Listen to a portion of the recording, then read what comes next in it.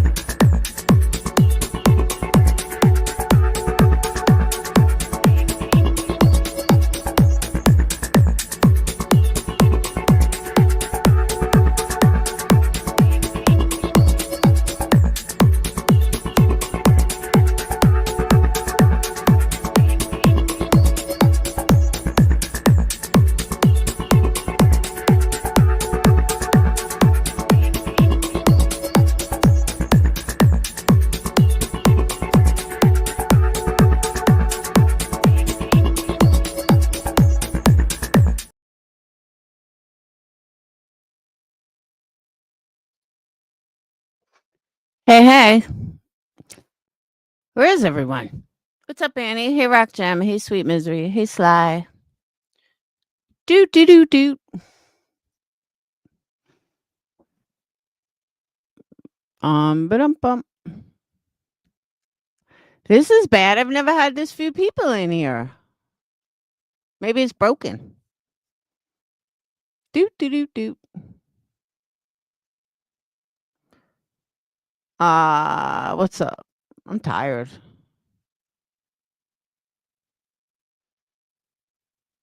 So anyway, that's odd. All right, we'll wait for more people. Hey, Debbie. Ow.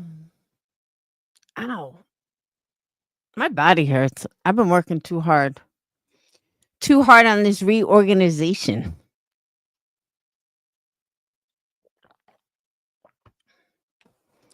So let me just say that I was really shocked at the interview because it was completely different than what they showed last night. Like completely different. And of course, Chris was sitting right next to her. I don't know if it was like, I mean, it had to be two separate interviews.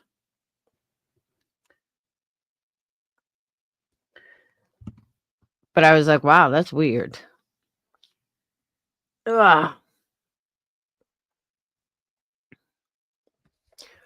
There we go. There's a little more people.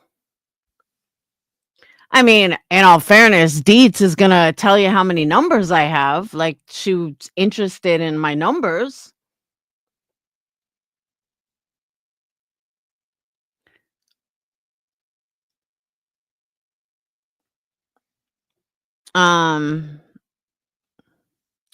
Fuck, I was going to tell you guys something. I forgot.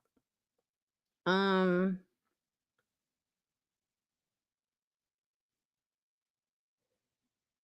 remember. Yeah, I just heard it. She's like, you ready for this, Sly? I didn't even get a chance to tell you guys because I was recording. So Dietz goes on her live that she's on right now. She says, oh, well, Lindsay Lee told me that you had 150 people in your live. What? Why is Lindsay Lee reporting back to Dietz how many people I have in a live? And why the fuck do you give a shit? Like, why did you even announce that? Like, that's fucking weird. Hey, D. I was like, what? Yeah.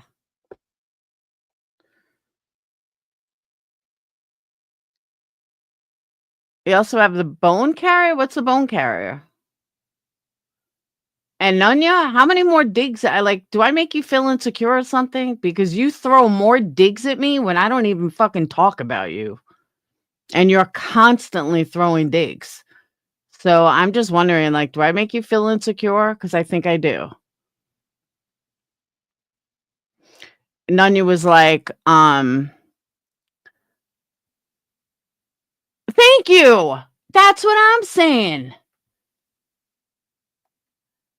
That's exactly what I'm saying, Ellie. And I just skimmed through it because I heard that she mentioned me and saying how she didn't talk about me last time. Yeah, well, I recorded that. Yeah, you did. Pretty heavily too. But I thought the same thing. Oh, okay. Yeah, well, we're not gonna have the bone carrier for long. So she can stay the fuck out of here. Because if I do see her, I'm only gonna block her ass. You got suspended. They do that? YouTube will suspend you for I thought that was only Facebook.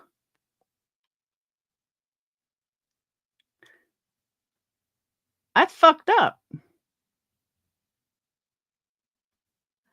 It's okay, D, I understand.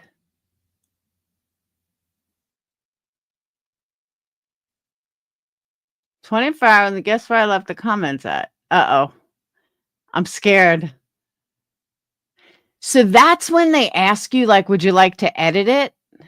Because if you don't edit it, they're gonna ban you for 24 hours? Hey, whistle down. Is that what happens? Because I always edit it because I'm like, "Oh my god, I'm gonna get in trouble." And, I worked really hard on this channel.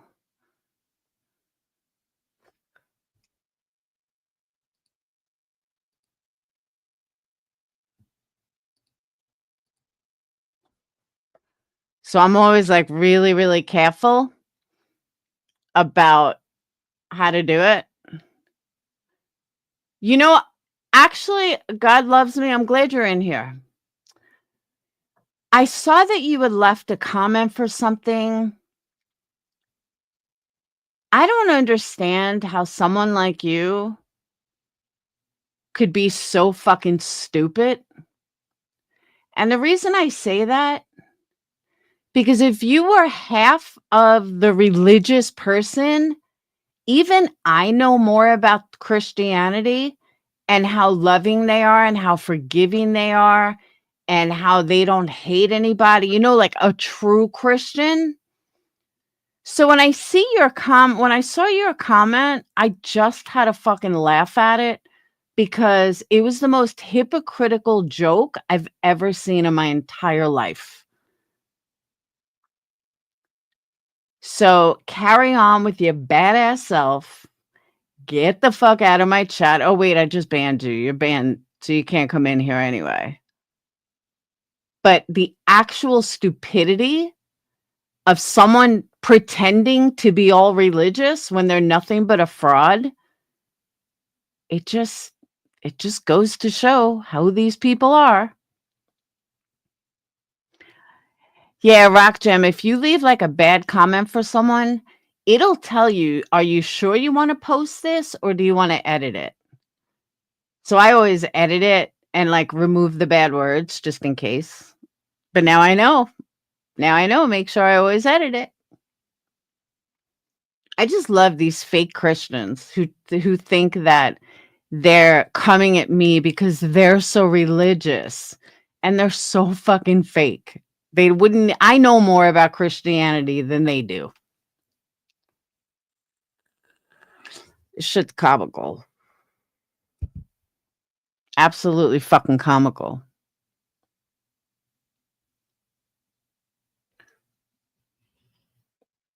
So, but I'm glad they came in here. This is my real something. I have 106 subs, so I can't fuck around. Only reason I use the other one because I got I love premium. Yeah, I wish them well. I hope Jesus prays for them. I can't stand fake fucking people. I don't know why people have to be fucking phony. It's like they think on the internet that they're allowed to be a fake ass bitch. And I got some advice for Queen Bee subs. Please get some more self-worth. I heard one tonight was like, "Oh, I hope the chat's not mad at me." Oh my god, really, lady? Did you really just say that? Please go get some self-respect and self-worth. Was that your first no, this bitch fucking left this rambling comment. I don't even remember what it was, but it was like this long, hateful comment about how awful I am and blah. Like everything opposite of what a true Christian or someone that truly believes in the Lord and Jesus Christ as their savior, especially with a name like God Loves Me, it was laughable because it was so fucking fake and it was comical. And I see that a lot. People that claim to be such Christians and so religious, they turn around, "Hey, Blue Ridge, I almost deleted you, Blue Ridge. I was just about to fucking boot you, because I thought you were being serious." It took me a minute. You're lucky I caught that mid-sentence. Um, it's true though. It's bullshit. But Blue Ridge, I wanted to tell you, I heard the good news. That's fucking awesome. I meant to write you back and I've been busy. I've been rearranging my whole life. Rearranging my cabinets, rearranging candles, rearranging everything. But that's what I'm saying, like, they come up with these fake ass accounts with this holier than thou attitudes when someone that's truly that religious doesn't hate anybody. Someone that's that religious, hey, Irish gal, is wonderful to everybody and turns the other cheek and wouldn't get mad. I mean, even I know this. They don't harbor anger. That's why all these people that, "Oh, I'm so Christian and you're an asshole for being an atheist and blah, blah, blah." They're just so fucking fake. Irish gal, did you see the trend that you started on this channel? Hey, Dragon Balls, you really started a huge fucking thing on this channel. When you wrote, when you told me about what to write on the poll, now everybody does it. Everyone. There's not a person that doesn't do it. And it's all because of you.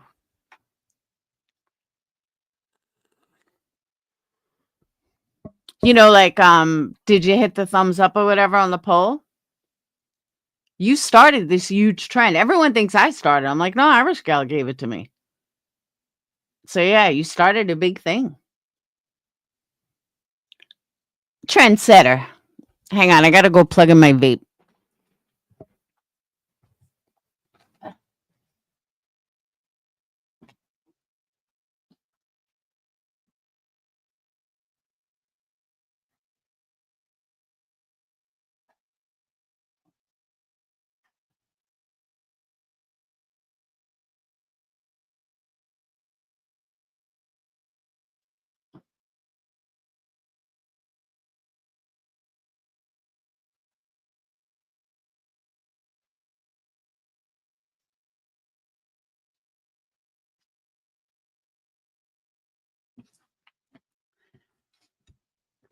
Can I just tell you, having 3 dogs is fucking worse than having kids with Legos. I'm either gonna step on a dog, I'm gonna step on a bone, I'm gonna step on a paw. It's like, and I have 1,700 square foot home. And because 2 of them are like 100 pounds, I'm always stepping on something. It's horrible. One of these days, I'm gonna trip and break my fucking neck. It's gonna be the dog's fault. Because they don't move either. They just stay wherever they are.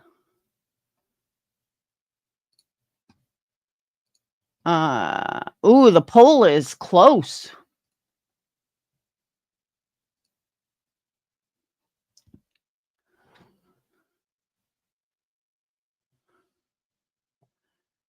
Yeah, where have you been, Irish Gal? Irish Gal, did you hear about G Mangoes? I don't know if you know or not.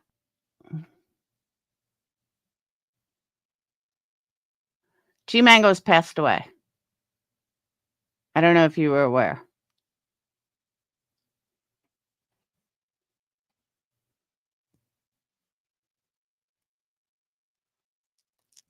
Where the fuck is everybody?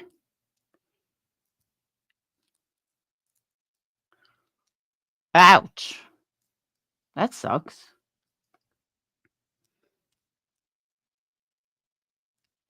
Even my own people. Where is everyone?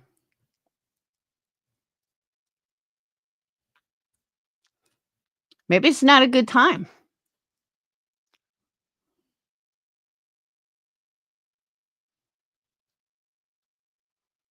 Mm-mm-mm-mm. May I do better during the day.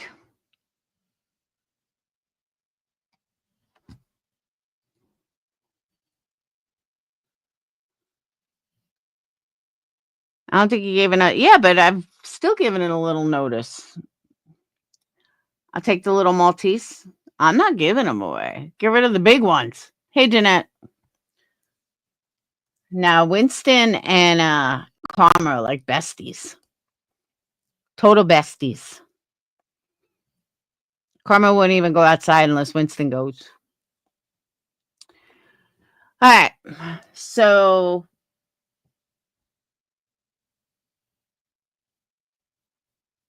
I was watching a video earlier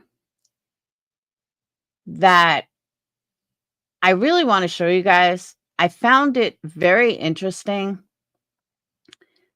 Has anyone ever watched the channel Never Truer a Word or something like that? Never a Truer Word. He's from overseas. Anyone know who he is? He did a full breakdown. He's like a lie detector guy. He did a full breakdown of Katie's interview last night. And it's only 13 minutes. But what's interesting about it is he kind of talks about all the points that I was making earlier, the stuff I was reading about deception. Very interesting. So I'm going to play that for you guys.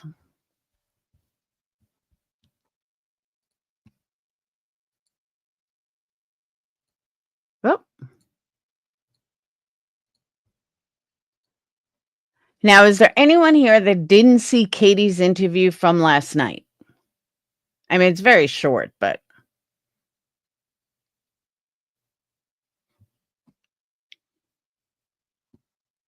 All right, here we go.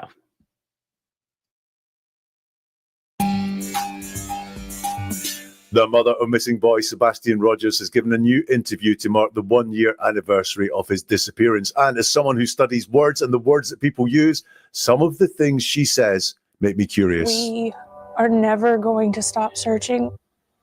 Welcome to Never a Truer Word, where we look at the words that people choose to use to see if they're telling the truth, the whole truth, and nothing but the truth, using my statement investigation process, which anyone can use to understand what people are saying and writing around them much more clearly. So, Sebastian Rogers went missing a year ago. His mum, Katie Proudfoot, has given a new interview to mark that year anniversary. Thank you to the person that put this in my inbox, because they know I've studied Katie Proudfoot before. My conclusions when I looked at some of the interviews that she gave around the time that Sebastian went missing were that she knew why Sebastian had gone missing. I think it was a strict household. I think Sebastian and herself had some sort of confrontation the night before it was reported that he was missing, that she saw him.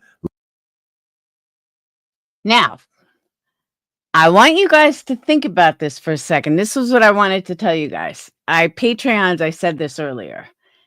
When he said this, I started thinking about it and I'm like, oh my God, he might be right. And it fits everything. He goes on to say, I'm going to say it, but I got to stop for fair use anyway. But he says that him and Katie, now we know that it was a strict household because of Chris. Him and Katie had a fight. He walked out the door and Katie assumed he was going to come right back. That's when he disappeared. I haven't heard anybody say that, but it makes perfect sense that, yeah, he walked out the door. She just assumed he'd be right back and she let him walk. like kid walks out, I need to get some fresh air, I'm pissed at you, whatever. I never thought of that. And I'm like, you know what? That makes perfect sense. But the other thing I thought about that he didn't say, when did Katie start searching? And I'm not trying to be rude, but I remember Katie and Chris not really searching. So when I keep hearing we're never going to stop searching, my feeling is like, when did you start? I'm not trying to be rude. I'm just saying.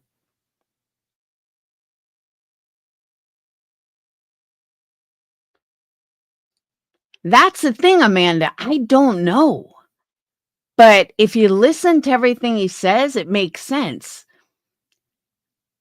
Maybe she just got scared that why would you let your 15-year-old walk out? But I mean, it really does make sense. Leave, and she's not saying that part out loud. So what does this new interview reveal? Let's dig into it. Let's have a look at the words and let's hear what Katie has to say. Now, the first thing I want you to listen to here is the tense she uses to describe Sebastian. Cats are the number one. He loves animals, almost all animals. He loves water. He swims like a fish. So here she's using the present tense. Cats are the number one. He loves animals, almost all animals. He loves water. He swims like a fish. So this is the present tense to describe Sebastian.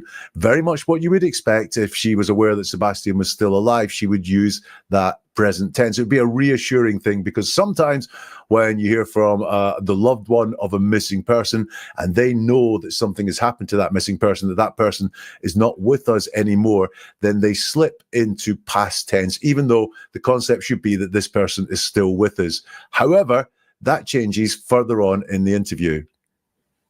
December 7th,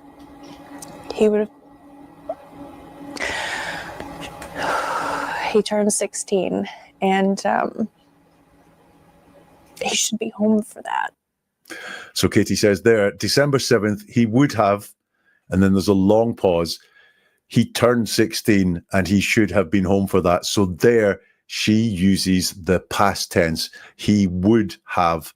And what I think is going on there is that she realizes that she used the past tense because she pulls herself up short. She almost doesn't say all of the have there. December 7th, he would have is kind of what she says. And then he turned 16 and he should be home for that. But there she slipped into the past tense to describe Sebastian. I don't think she thinks that Sebastian turned 16 on December the 7th. What does all that mean? Well, let's go through some more that has been said here by Katie.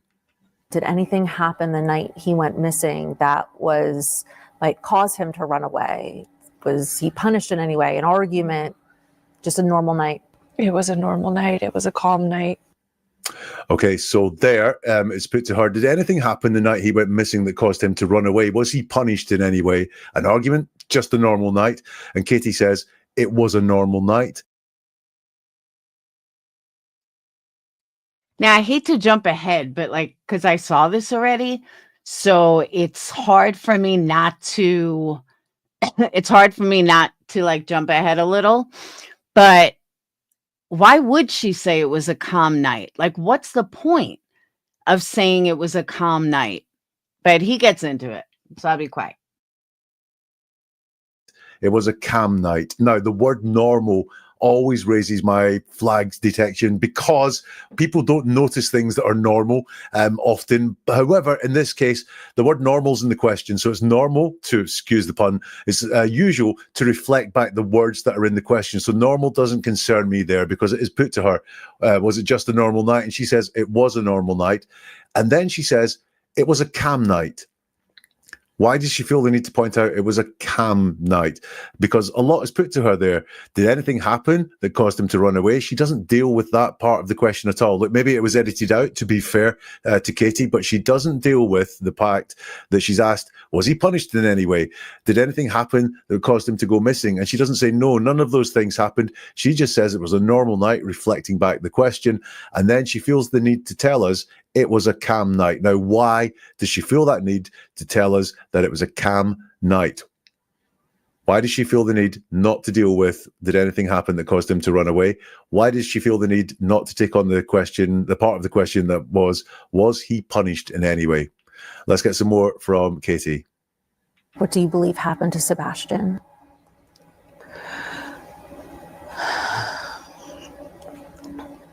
Unfortunately, over the last year, I have thought every single day, night, every moment of every possibility of something that could happen to him, where he could have gone, if he had gone with someone, if... Like, he brings up some points. Hey, Criminal Man. He brings up some points that I never thought of. And I think I'm pretty good at this stuff. Never, ever, ever thought of it. But just watch. I mean, he's really good. I don't know about his other stuff, but in this video, I think he's phenomenal. And he makes you think. It's like, oh, I get it. Someone took him willingly, unwillingly, if he'd run away and got lost, if he'd a million different things. And unfortunately, I don't know. Right. Lots in that answer. It's one of the longest ones that we'll hear in the interview. What do you believe happened to Sebastian? And she says, unfortunately, over the last year, I have thought every single day, night, every moment of every possibility of something that could have happened to him, where he could have gone, if he had gone with someone, if someone took him willingly, unwillingly, if he'd run away and got lost, if he'd a million different things. And unfortunately, I don't know. Twice she says, unfortunately. Now, just let's break down what this answer is. It's, what do you believe happened to Sebastian? And her answer is at the very end there, I don't know. Why is that unfortunate? It could just be a simple, straightforward answer of, I don't know. But twice she says, unfortunately, I don't know, as if she's having to say, I wish I knew, but I don't know. But she doesn't say that out loud. She uses that word, unfortunately, twice. So I'm curious about that. I'm also curious about just how long it takes her to say, I don't know, instead of... I don't know, some dude I found when I was looking for the interview. He popped up, and I was like, wow, I like this guy. So he really opened up my mind to certain things that I didn't even catch, like I didn't even think of. Just saying, I don't know. She has to tell us how hard she has worked to get to this place of, I don't know.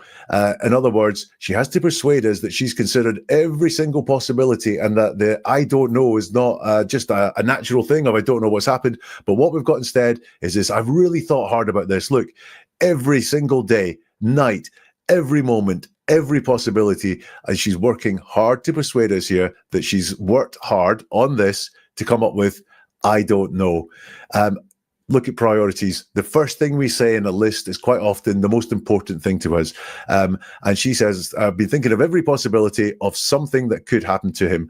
Where he could have gone is the first thing. Then if he's gone with someone, then if someone took him willingly, then unwillingly, and then if he run away and got lost. Well, the first thing she says in all of that is where he could have gone. So I think that is her most likely scenario in her head. Maybe the most likely because it is the most likely of all the ones she's considered, or it could be the most likely because she knows that's what happened, that he went somewhere that night. But certainly for me, the top priority in her head is thinking that he's gone somewhere, which means he went of his own volition and left there. If you look at the end, when she's listing all of these, she says, if he'd, and as if she's going to say another suggestion, but she can't think of any other suggestions. So she then goes on to say a million different things, just a catch-all phrase. But before that, she says, if he'd run away and got lost. And that's the last thing that she has to say. So again, is that if he'd run away and got lost, and then she can't think of anything else because that is what she either knows or what she strongly suspects has happened. Where he could have gone, he run away and got lost. I think that is very much where she's at with this one, and she has that knowledge. But I do want you to notice just how long, how many words it takes to answer the question. What do you believe happened to Sebastian? I don't know. But however, she explains us how hard she's worked. She tells us all the possibilities she's thought of. And then she says, I don't know at the very end of it. That, for me, is a contrived answer, and I think shows a lot about what is going on in Katie's head. Also, she's not asked, what do you think happened to Sebastian, but it's what do you believe, and she doesn't quite take on the believe part of it ever. Let's get some more from Katie Proudfoot. And I thought that was such an excellent point, because just if someone asked, what do you believe? In my heart of hearts, I believe that he was taken by somebody. In my heart of hearts, in my soul, I believe that he ran and somebody picked him up. I believe that he's safe somewhere. I believe he was kidnapped. And I thought about it after I heard it the first time. And I'm like, you know what? The guy is right, because he didn't say, like, the interviewer didn't say, what do you think happened? It's, what do you believe? What does your heart tell you? What does your heart as a mom tell you? Because as a mom, you know, they say, like, when a kid dies, the mom knows. People I've done memorial candles for have said that, you know, their kid was in an accident and they knew it. They woke up, they just knew it. So thankfully, knock on wood, I've never lost a kid, but everyone that I've done memorial candles for that, you know, had an accident death or something like that, all said they knew the second their child died. And they didn't know it at the time, but when the cops came or whatever, they knew. So I think that's kind of what the interview was getting at. Like, what do you believe? Get down. Dayton, come get your dog.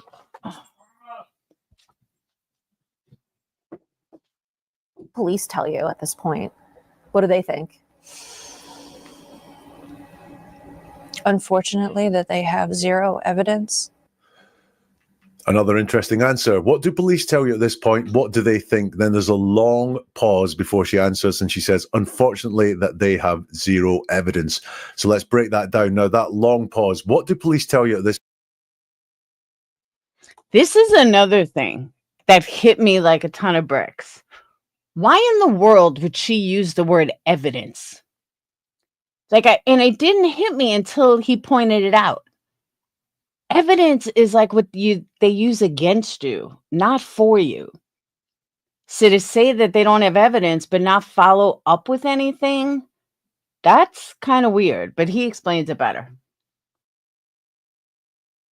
This point, what do they think? The long pause.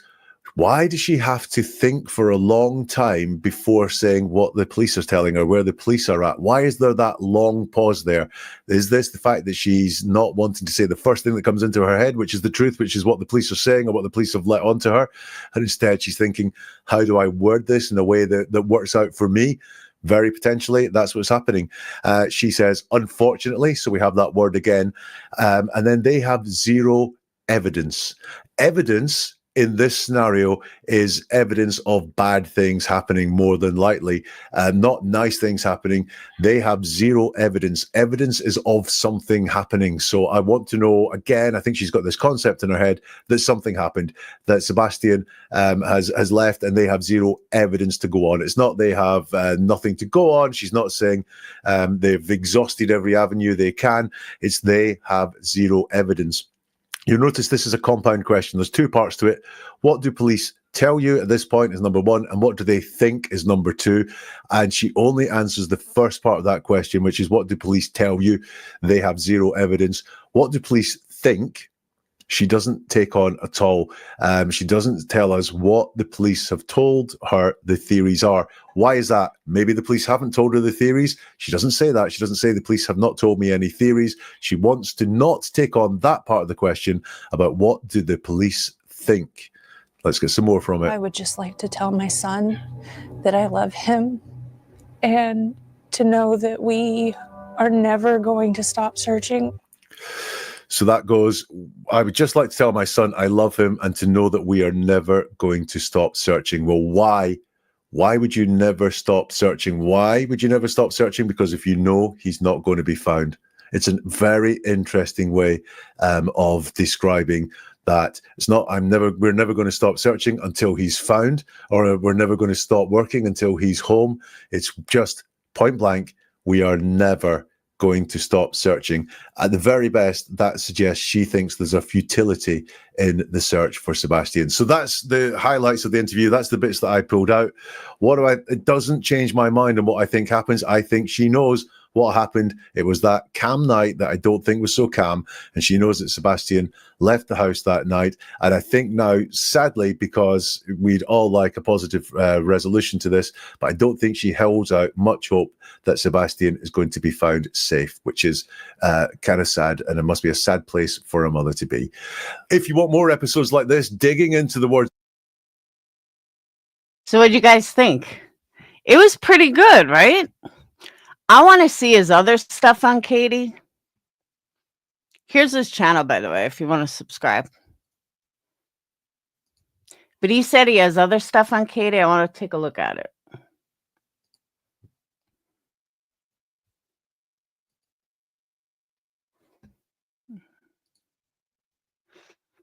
All right.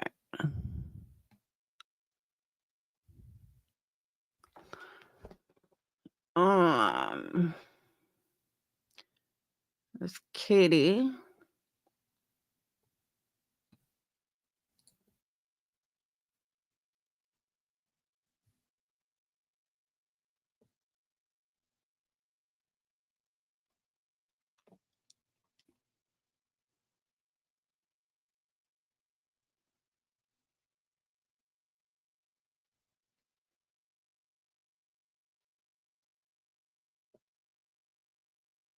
He's heavily into the Ramsey case. He's got Sarah Boone, Delphi, Madeline Soto, which we know she's a liar.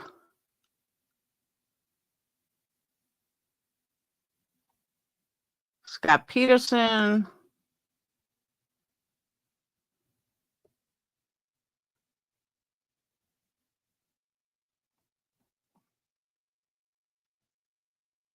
Here it is. Oh, he does Seth too.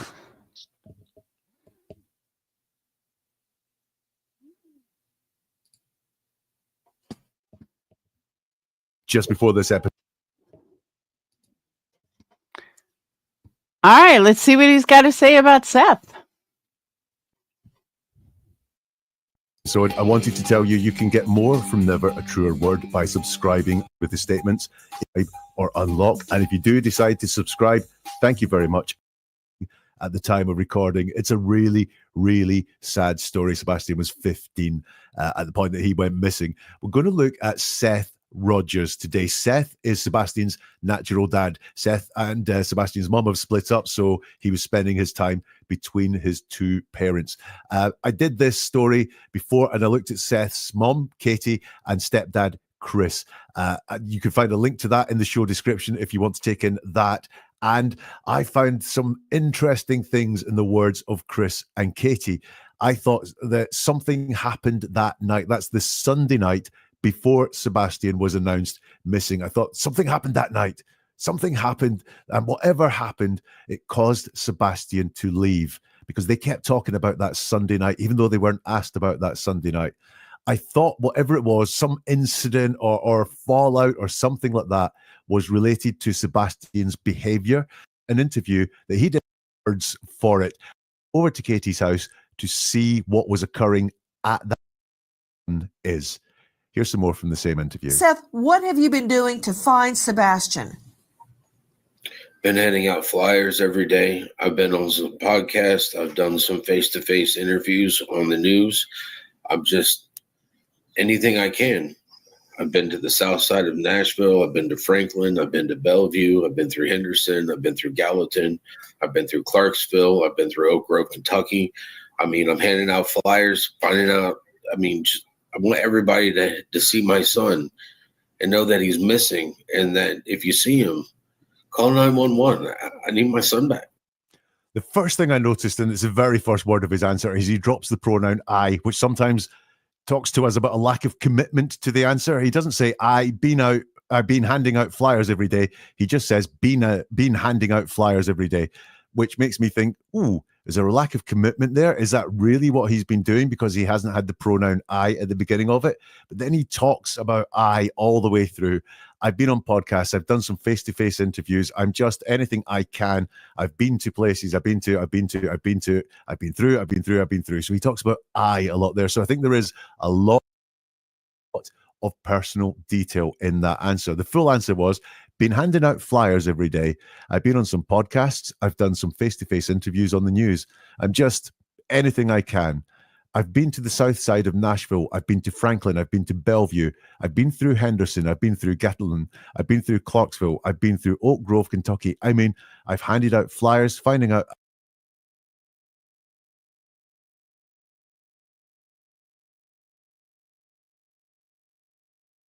answer was, been handing out flyers. Priority. I'm looking for my son and I want him to come home. He does say, I'm just looking for my son. So he's asked what your final thoughts are. And he says, I'm just looking for my son. Just is an interesting word. Just is used to focus and narrow our focus. So this is the only thing I'm doing is looking for my son and I want him to come home. But quite often there is more going on than the just. And just is used to direct our attention away from some other things. So what else is in his final thoughts? I think this will come out as he talks some more. He's asked, do you think he left that home alone? He says, I have no idea what to think. It's not like him. Now, no idea is not the same as don't know. Don't know is really reliable. I don't know something. No idea is quite often deceptive. And by that, I mean that we all have an idea. Yeah, we all have an idea. So you may say, I've no idea what's happened to Sebastian. You yourself, you've followed the story. You may say, I've no idea. Actually, you have more than one idea. There's all sorts of possibilities floating around in your mind. What that means is there's not one thing that you want to get out there. There's not one thing that you want to talk about. I have no idea what to think. Again, this suggests to me that he has some ideas. There is some thoughts going around in his head that he's not being told the truth or things have been kept from him. He does say, in response to the question, do you think he left that home alone? It's not like him. Now, when something's not like him, that doesn't mean they've never done it before or there's no possibility of it happening. It's just not like him. Like, he's made some typos in that document. It's not like him. That's not, he's never made a typo before. It's just unusual. So I do wonder if Sebastian has shown any signs of wanting to get away from home before. Nancy asks, Seth, am I missing anything? And Seth says, I'm missing something. The puzzle just isn't making sense. There's missing pieces to it. There's just missing pieces. In that very short answer, he says the word missing 3 times. Now, the word missing was introduced by Nancy in the question, so I'm not saying there's anything suspicious about this. Also, he is the father of a missing boy at the time he's talking. The boy has been missing for 3 weeks, so the missing things is going to be really high up in his priority. But he's not just missing something, the puzzle just isn't making sense. And I think again that he knows something is going on or feels that he hasn't been told anything. And if he was, the puzzle would make sense. Nancy pushes him on this. You keep saying that a piece of the puzzle is missing. Something is missing. It doesn't add up. What do you mean by that? His reply is something, it doesn't add up. For him to break routine and to leave the house with no shoes, no socks on, no coat, something just doesn't make sense. So once more, we've got this sense from him in his words, it doesn't add up. Now, when do you use the phrase, it doesn't add up? Quite often when you've heard someone talking, isn't it? Or you've watched an interview with someone on a documentary or something like that, or you've heard a story from one of your kids and you're going, it doesn't add up. So I think, again, this is him feeling that he's not been told the full truth. He says something just doesn't make sense. Once more, it's not a complete mystery. It's the fact that there is something, and he keeps talking about it doesn't add up and something doesn't make sense. I think he's got a real feeling that he's not being informed of everything, that there's something missing from what he has been told. So that is Seth's words at the beginning. I said, watch for repeated words and ideas. So did you spot any? The ones I spotted were, my son is missing. I need my son back. And also about calling 911. I saw that a few times in the interview. Those were the words and ideas that I spotted missing, as well as being informed of things and not wanting to pass those on as factually true, but wanting to say, this is what I've been told. So it's a qualified truth. Intensities, apart from one or two little tense things that were interesting, reliably in the the present tense. All right, I want to check out the other one with Katie. Hold on.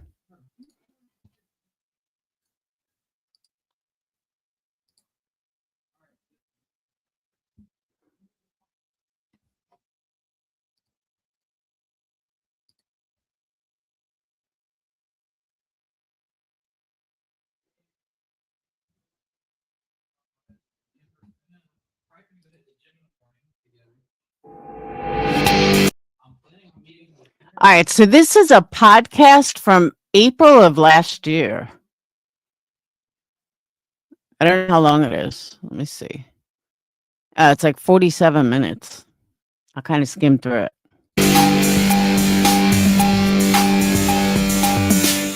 Hello and welcome to Never a Truer Word, where we look at the words that people choose to use to see if they're telling the truth, the whole truth, and nothing but the truth, and look to give you the confidence that comes with really knowing what people are saying when they're talking to you.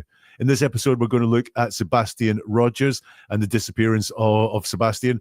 It's going to be an episode that some of you are going to love and some of you are going to hate the conclusions on this, but by the end, I'm going to tell you what I think happens with Sebastian Rogers. And we're going to do that by looking at the words of his stepdad and his mum as well. If you're new to the channel, what we do here is we look at the words. So we don't look at evidence, theories. I know there's been a load of other stories going on around this disappearance of Sebastian. All I'm going to look at is the fact that he disappeared at the end of February this year. He's still missing. And we're going to look at an interview that his parents, or his stepdad and his mum, gave 8 days after Sebastian went missing. We're going to look at the statements that they gave, the words that they use, to see if we can learn a bit more about what happened to Sebastian Rogers. For example, this is a bit problematic. So kind of just walk us through that night.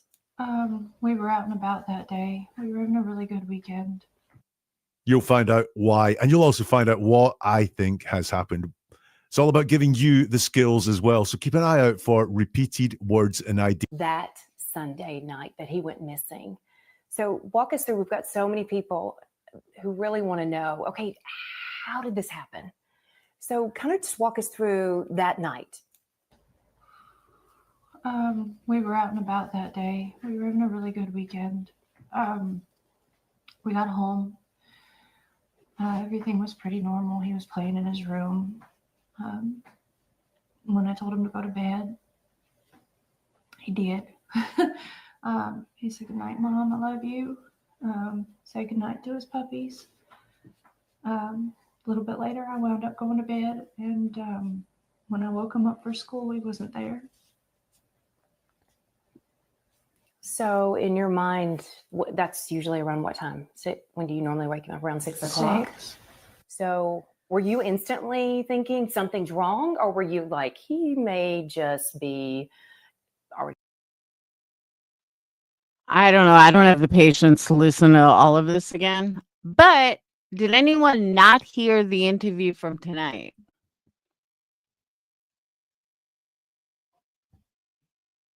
I just don't feel like listening to an hour-long interview.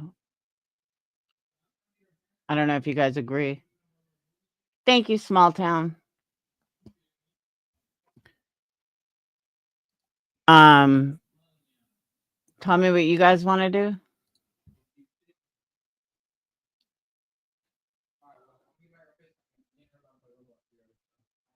You haven't watched it yet? Hereditary? No. A rock gem? No what?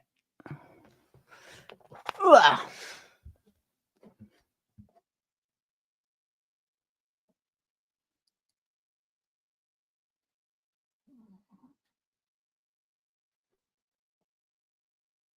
No. I meant the one we were just listening to. That's the one I was talking about. Oh, you haven't watched it either? Hold on.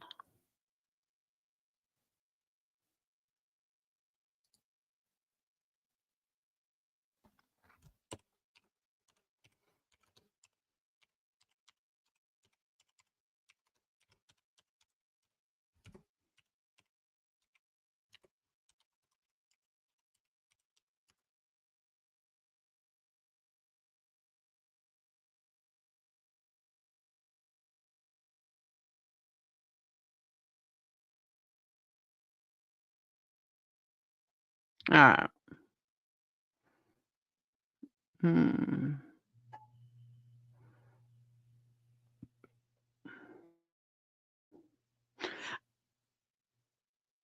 I honestly don't know where to find the interview, so I'm just gonna run it from the other one. She didn't even talk in it. She like just let it run straight through. Hold on.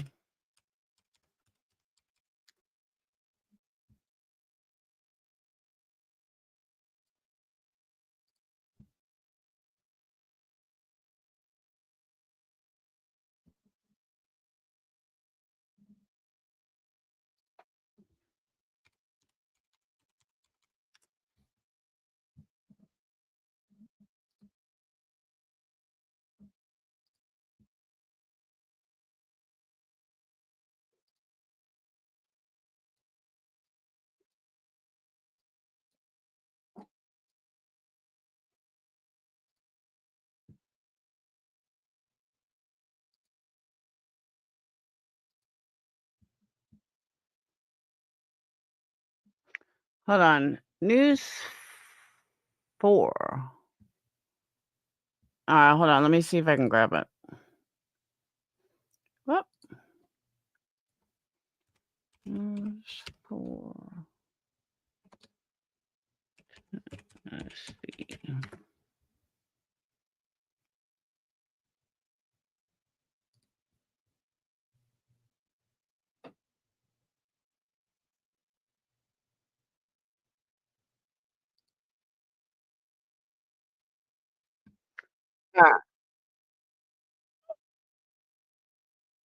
No.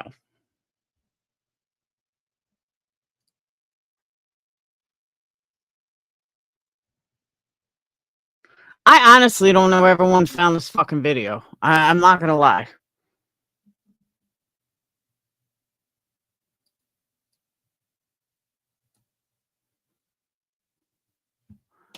All right. Hold on. I'm on the exact same place she is. And yet, on my screen, it doesn't come up.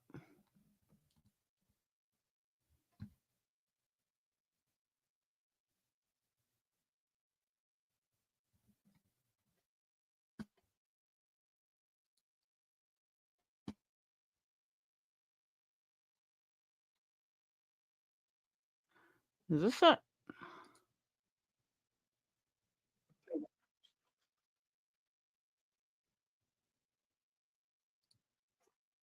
All right. I found it.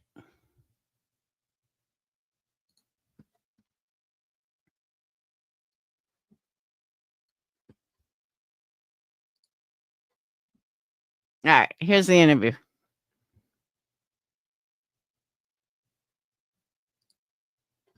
Oh. Hey, True Texan.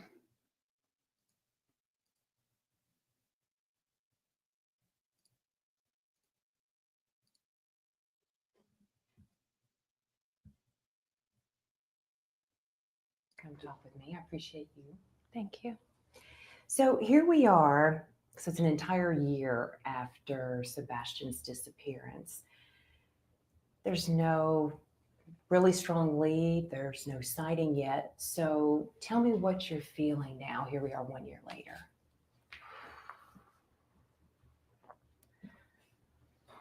I struggle to put words to how it feels, honestly.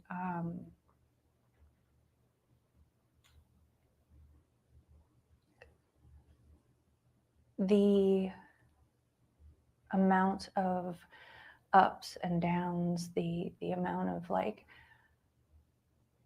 possible leads that haven't panned. The one thing I noticed that stood out to me, why isn't he holding her hand? Why isn't he like being close to her, showing her support, something? I don't understand. Like this is not a caring person. He should be showing her love, show her support. It's her son. Nope, not him. And out we every day, it's like waking up to this reality that it's actually real. And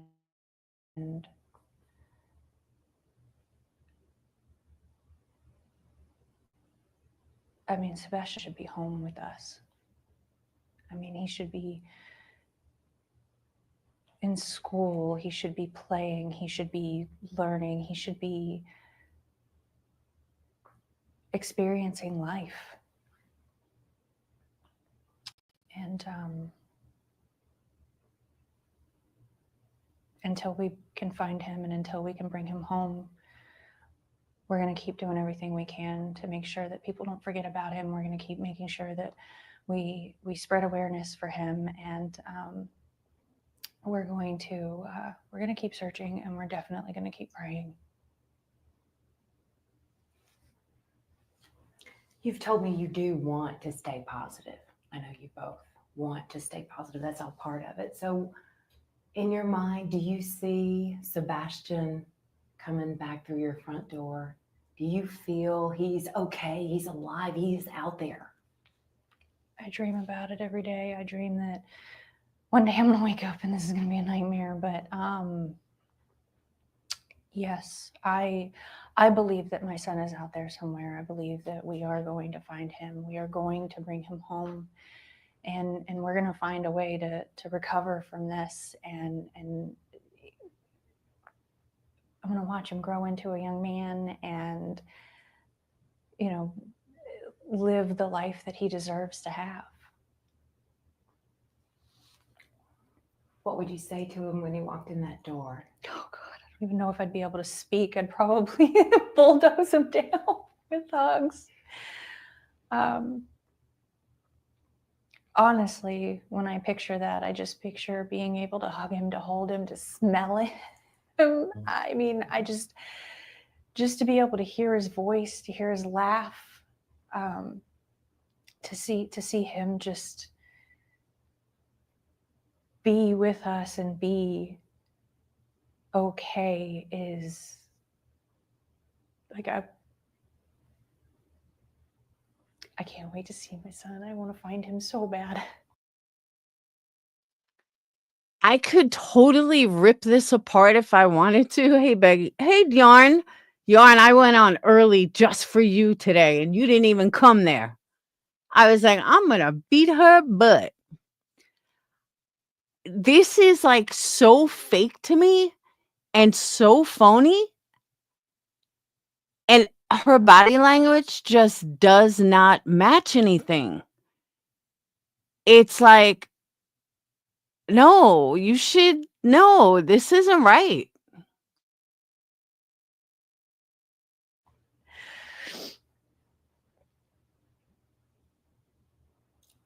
You think he's coming home, right? How would you describe what you all have experienced this last year with so many unanswered questions still? It's horrific, to be honest with you. I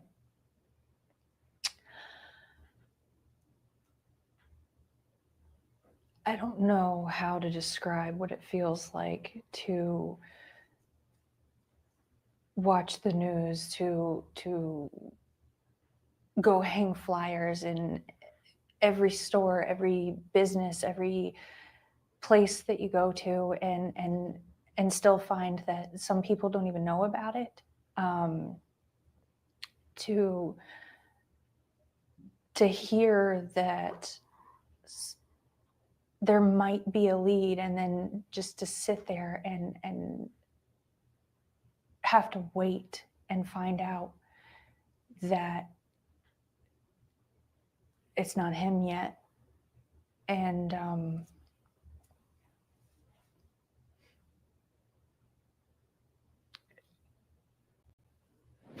it's pure hell. I mean, there's nothing you can, there's no words, there's no way to put how this actually feels. And anybody that can, I don't see how. I mean, it's day-to-day life changes and you're stuck. It's almost like it feels like it's a Groundhog Day thing where it's the same thing over and over. You wait and you hope a phone call may come in. You may get something, may get a lead. Turns out to be nothing. That's how it feels.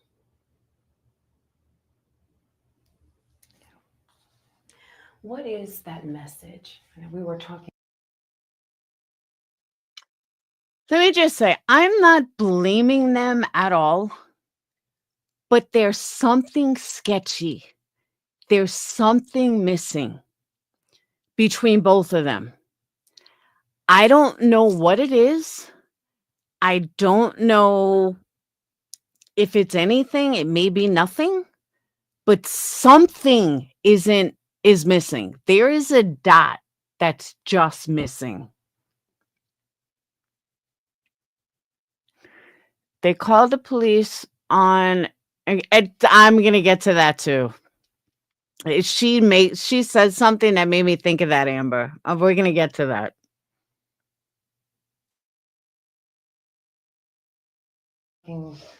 Earlier last week, tell me what that message is that you want to make sure our viewers hear from you tonight.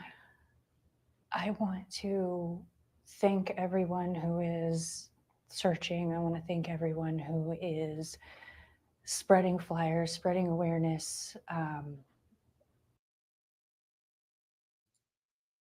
My thought when I heard that, do you want to thank Betty that you put a restraining order on?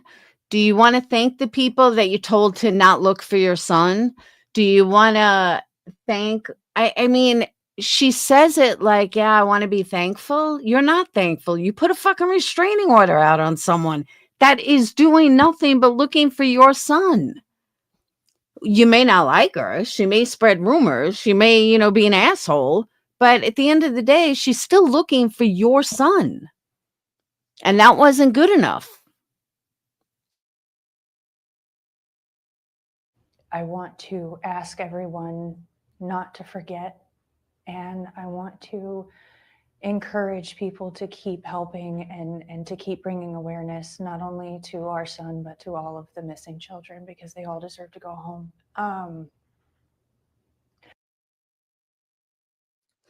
Now, in all fairness, her being emotionless can be because she's military. There's a lot of people that are in the military that are programmed to not have emotions. So I'm not looking at the emotions factor that much as I am the overall picture. Hey, Beth.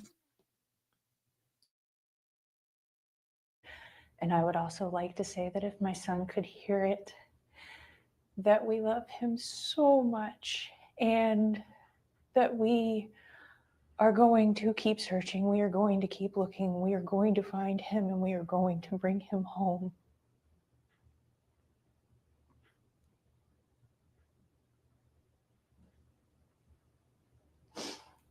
Describe your hope right now.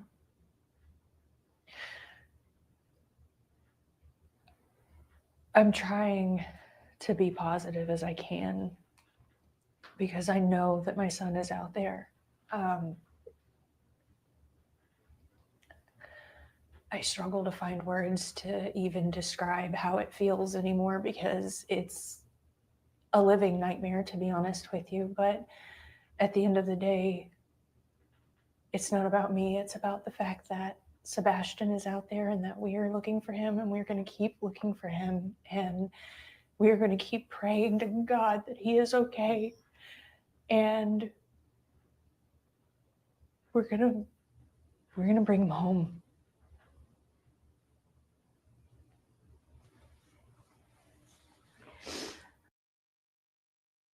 She doesn't seem convincing when she says we're going to bring him home. It's like she has so much self-doubt. Peggy, that's exactly what I said earlier before you got here. I said, why isn't he holding her hand? Why isn't he comforting her? Why isn't he doing something with her? Nothing. And the other thing is, and this is just me, well, you have to understand, Debbie, it's been a year. So that could be why it's, why she's doing interviews or whatever. It's the lack of flow that bothers me the most. Why do you have to think and calculate every single fucking answer that you say? You shouldn't have to. It's your son. It should just flow out. And if you say something wrong, they can edit it out. This wasn't live. It was taped, so they definitely could edit it. So why not just let things flow? That's what's weird to me. This story, we know it's baffled our Hendersonville community. We know it's baffled the mid-state community. It's baffled much of the country as they hear about it. Is there anything that stands out to you that's the most baffling? Like you're just trying to understand? How we've gone this long and still haven't found him, honestly, is... I don't understand how we haven't found him yet.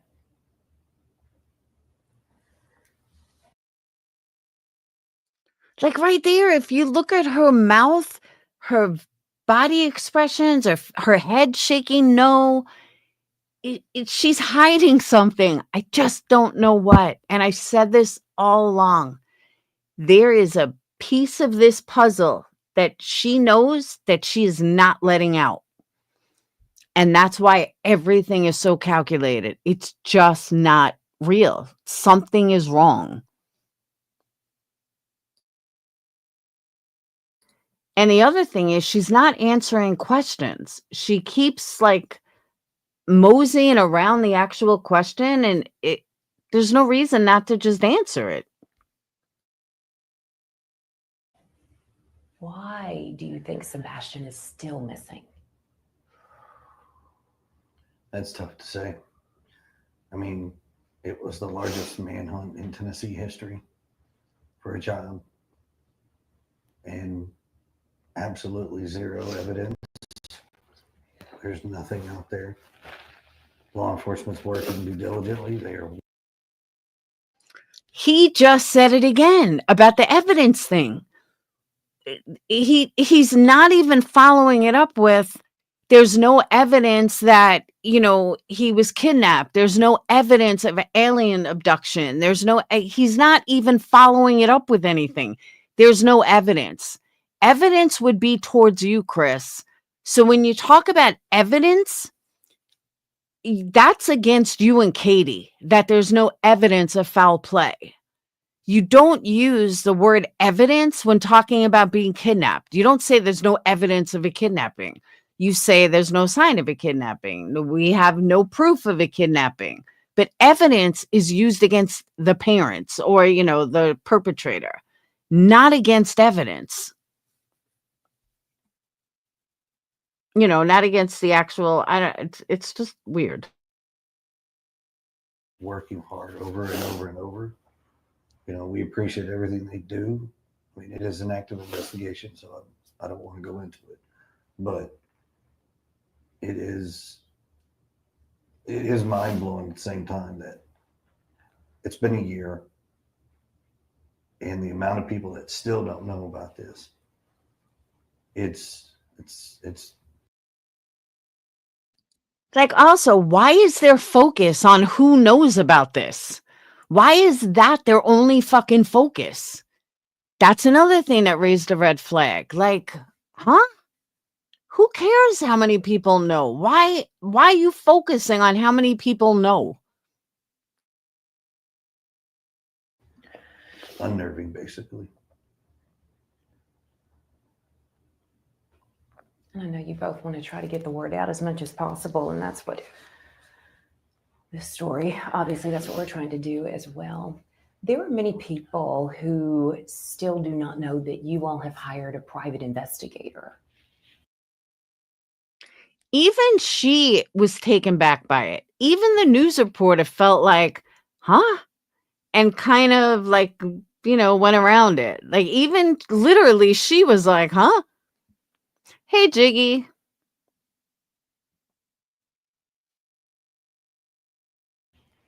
What can you tell me about the video that he recently has discovered and wants to share? I know this has been shared with authorities now. Yes. It has. This is involving the neighborhood that you live in. Mm-hmm. What can you tell me about that video? It's eye-opening to see that this is something that recently has surfaced, and it's been this long. It's just taken that long to find something. And what the video shows is kind of mind-boggling. We went from potentially not having a sighting to potentially having a sighting. And it kind of changes, like, wait a minute, now we may have something to actually work off of and move forward with and see where this goes. Exercise every avenue till its fullest. No It stone doesn't matter. unturned. No stone unturned. So with that, if they truly believe that, then when the news reporter asked, like, why do you think he hasn't been found? Because the cops aren't doing everything that they could possibly do. I don't feel the cops are putting in both feet forward. I think that, but I don't know, just a million things.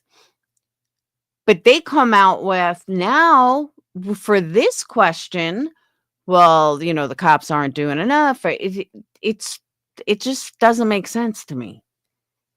And again, I'm not blaming them, but something is missing. And Katie, you told me earlier you were determined to get to the bottom of this, to get to the bottom of that video. Yeah, absolutely. Anything that could possibly be something that could lead us to him. We're going to keep looking. We're going to keep digging and keep finding and confirm if it is or isn't, because, I mean, if it's possible, then it's got to be confirmed. How hopeful are you that this video truly has something that could lead to finding Sebastian? I pray that if there is anything even remotely in it that could help us find Sebastian, I pray that it is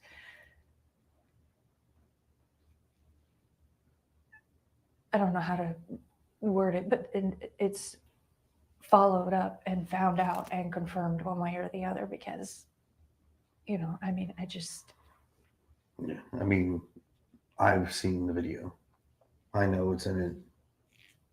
It actually gives us more rejuvenated hope that we may actually be onto something. We just have to run it down. We've got to figure this out.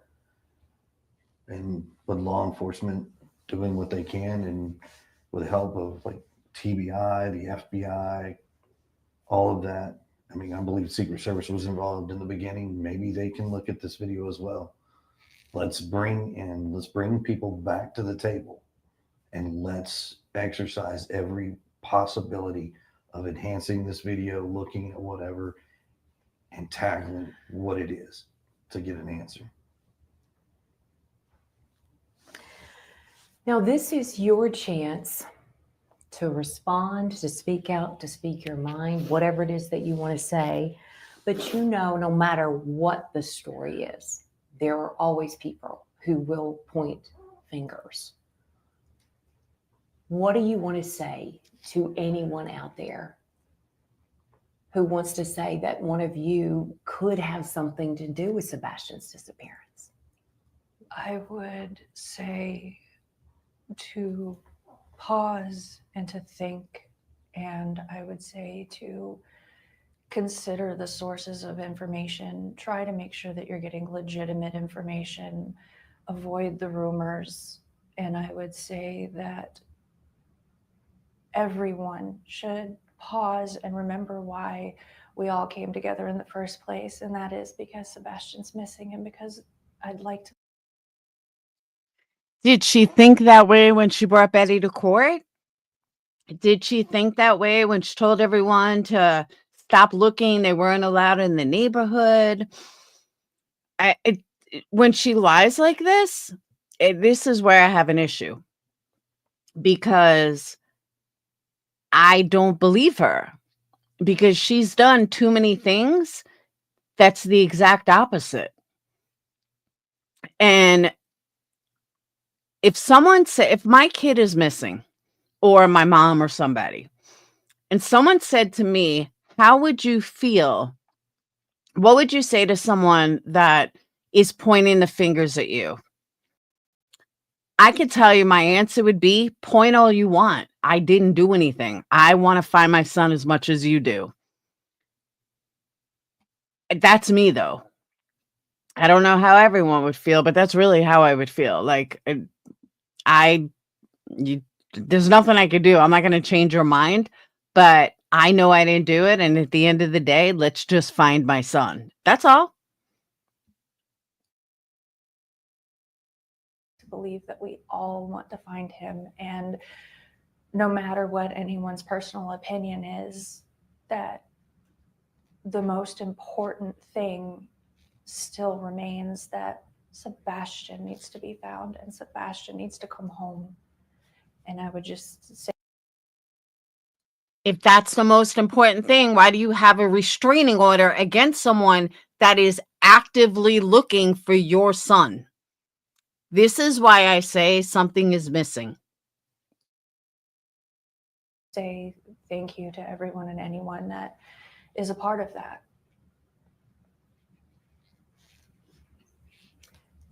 So let's say Sebastian is listening when this is running, and he hears you, he sees you.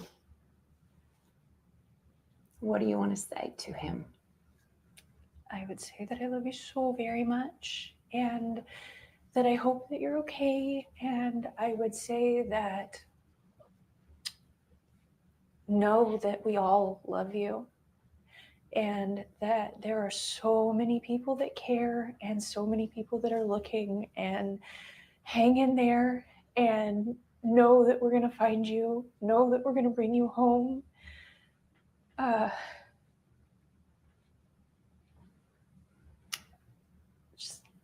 miss him so much.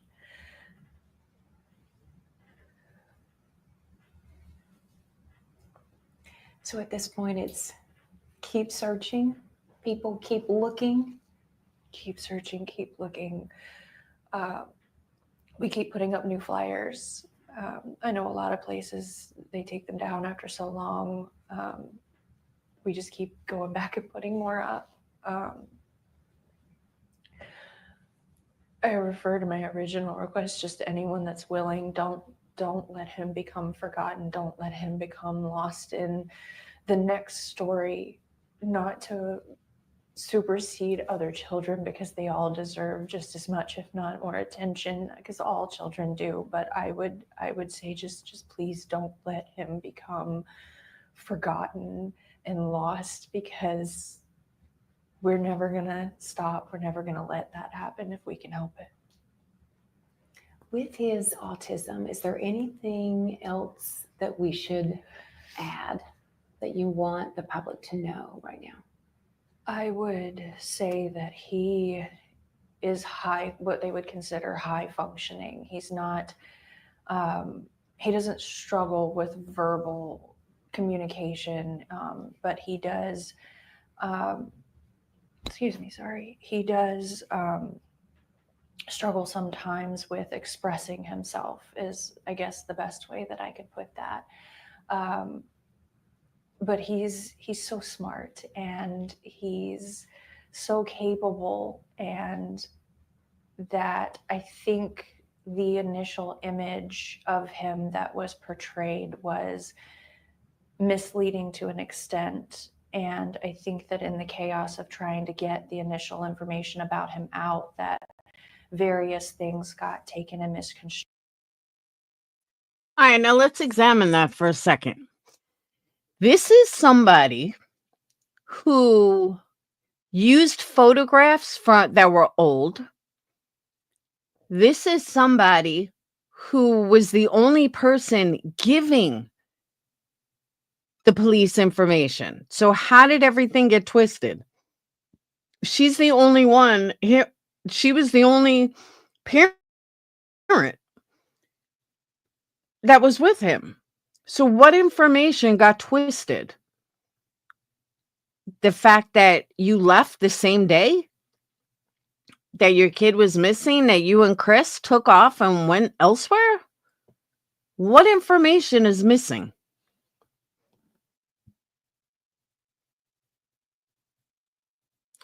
Blissful, I couldn't agree more. Betty's annoying, but they took it to the next level because she got under their skin or toes or socks. Just like the Bauer socks. So I would just tell everyone that he's smart, he's capable, he's funny, he's able to speak to you and to recognize things. You know, he's a teenager, and you know, so he's a young man. Honestly, he just had a birthday, and I'm sure that his mustache is coming in more.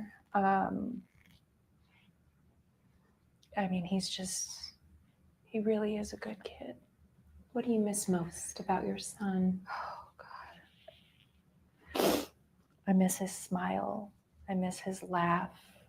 I miss going and doing fun things with him. I miss taking him to get a haircut and him saying, "Mom, feel my head." Body language 101. The fact that she's saying no while she's saying what she remembers, any body language expert will tell you she's lying. Because if you're saying no with your head, when the words yes or I miss you are coming out of your mouth, you're being deceptive. That is like literally body language number 1.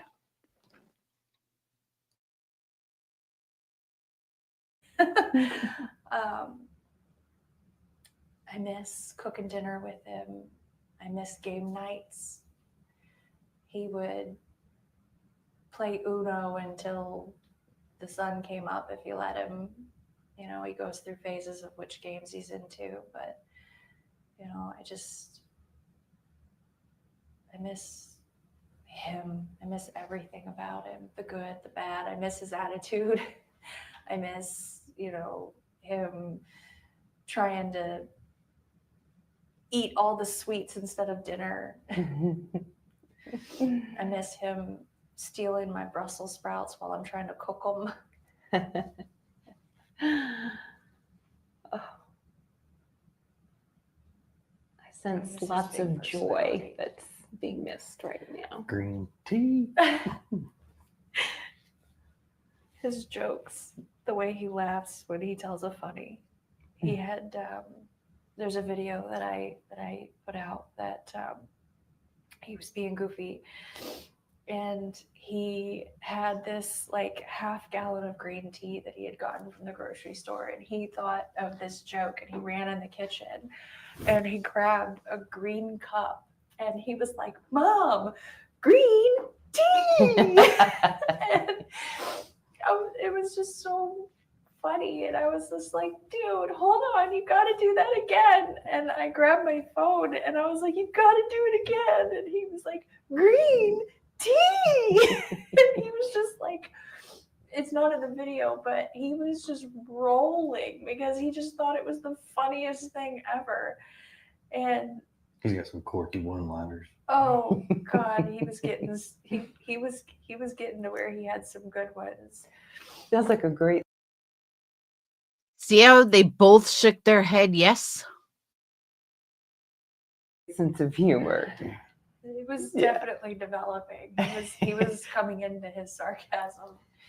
You know, like one of the other videos I released, when it's hard to hear, but we were bowling, and because he has a lot of fun with it. He actually was getting a lot better without bumpers, but he like rolled a good roll, and he turns around and he's like, "You got wrecked, Mom." And I was just like, what is happening right now? But I mean, I miss that, you know, I miss being able to hang out with him, you know, because he's not little anymore, you know, which we had a lot of fun when he was little, but when they get older, you know, you start being able to do different things with them. And you know, game nights are, God, they're a blast sometimes. We didn't have pool days this year. Pool days. Hmm. That's big in the summer. He loves to go to the pool as much as possible. Swimming. Swims. Oh God, he loves to swim. Mhm. He's I don't know if I put that picture out or not, but there's one that I took of him. He has on this like giant, I think it was a flamingo, and he was just like just being a cool guy. Being a fun kid.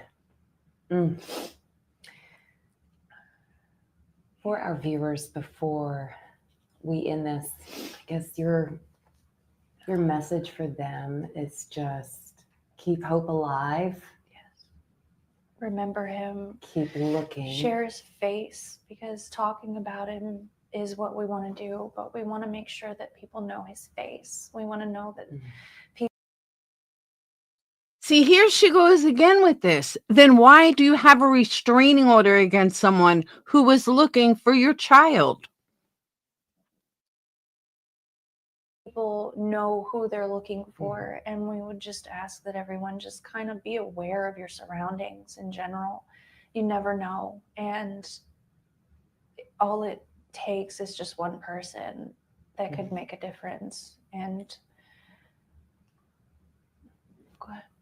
I would say, if anything, constantly being vigilant, just looking out there, aware of what your surroundings are. Please, if you see something, call 911, call TBI. I know there's a lot of other things out there, but We would we encourage. just it needs to be segregated, like just a single point of right back to law enforcement. Mhm. That's where it needs to go. We would- Anybody that sees anything, just report it, please. Do you feel that there's someone out there right now that knows something? They're just not saying it? It's hard to say until we can run down this video and figure out what. Is he fucking kidding me? Honestly, is he fucking joking me?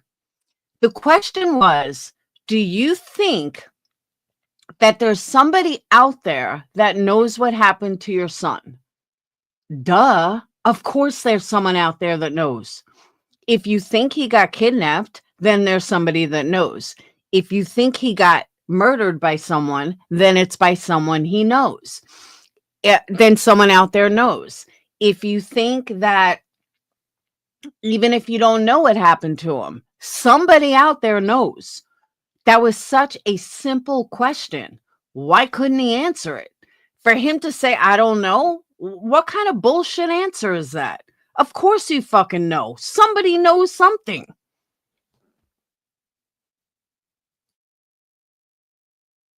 We're seeing. I don't want to speculate. I don't want to. It's because it's an active investigation. I don't want to add any more Rumor. case. Again, she didn't ask him, who do you think did it? She never asked him that. She just said, do you think there's someone out there that knows? Well, duh, of course there is. I'm sorry. This is sketchy. Something is wrong. Pearl, I don't give a fuck who finds my son, who looks for my son, what drama surrounds looking for my kid. Just find him. I don't care. I would fucking JLR, get on it. Betty, get on it. I don't care how much fucking money you make. Just get me answers. You know what I mean? That's like free advertising. I don't know if advertise is the right word, but you know what I'm saying. It wouldn't matter who it is. I would tell SF Investigates, please do whatever you have to do. I don't care how much money you people make off my kids. Just find them. It plain and simple.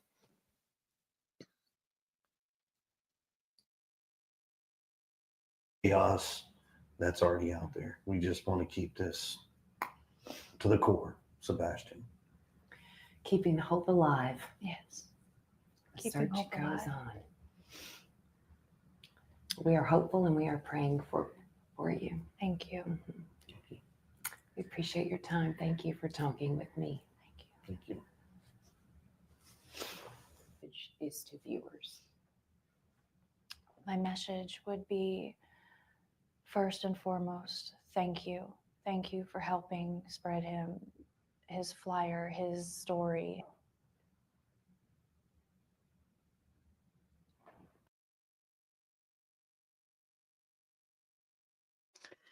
And that's it. That was the interview.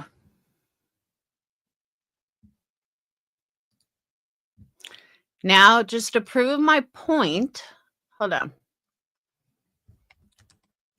What does it mean when someone shakes their head no, but they say, I love you?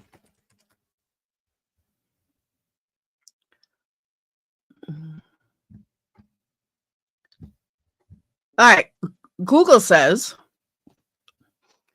when someone shakes their head no while saying I love you, it usually indicates a strong internal conflict or a struggle to express their true feelings, potentially implying doubt, hesitation, or even denial about their love. All right, so saying I love you is the wrong one. Let's say if they say they love no, but they are telling a story they supposedly love.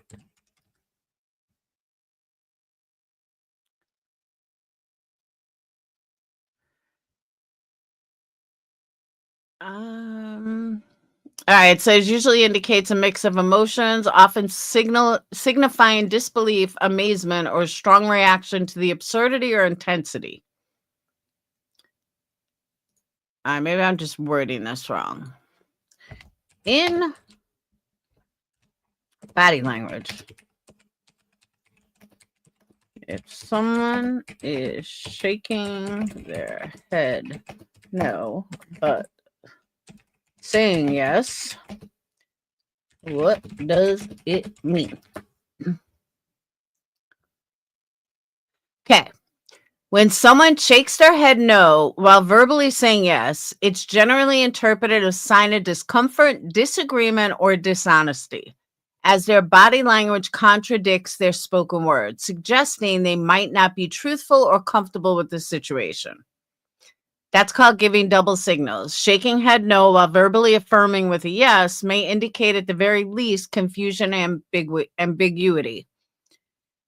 You only say that they may not be telling the truth if they only do one of these things, and later on you discover otherwise.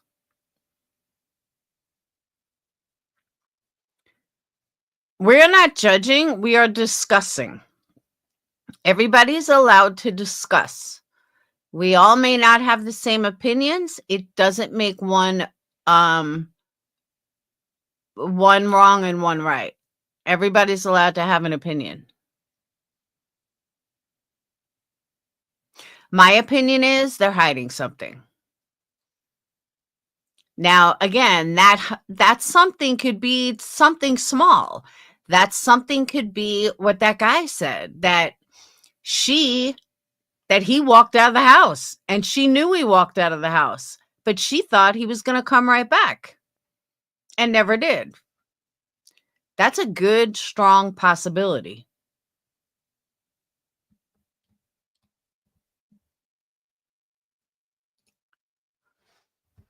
Ah.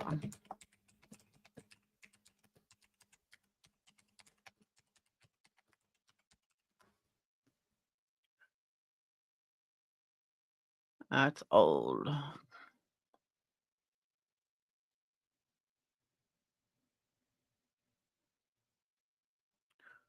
A long time ago.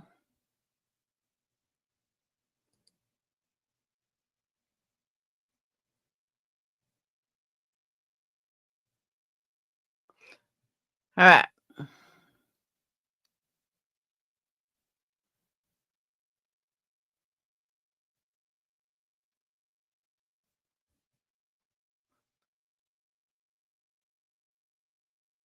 Is this Web Sleuths? No.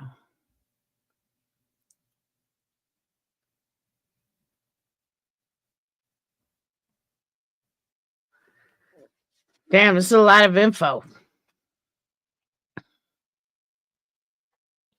Look at this. I don't know how I found this or where I pulled up from, but look at this.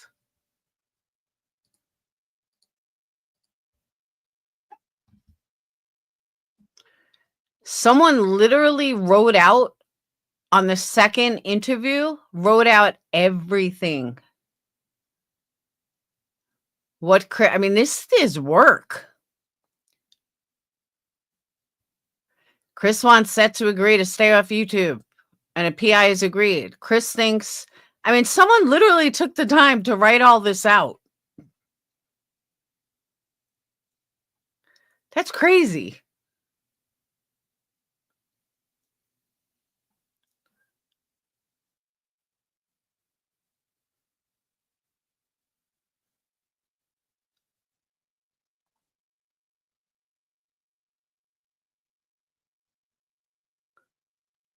Third interview, she did the exact same thing. Well, guys, now we know where all these YouTubers are getting their information for the last year and a half. I mean, for the last year. They probably stole it from this girl.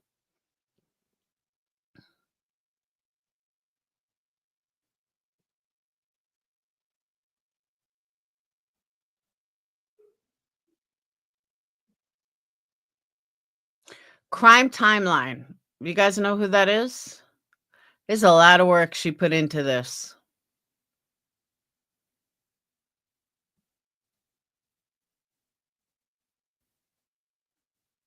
Good for her. That's why podcasters do more. I agree with that too, Peggy.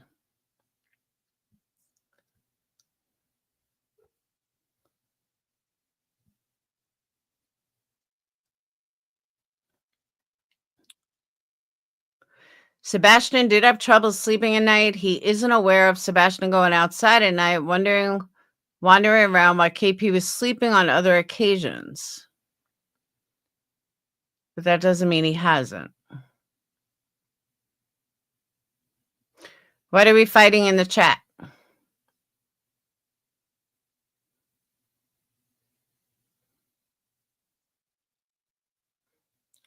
Who's the high and mighty entitled one? Nunya?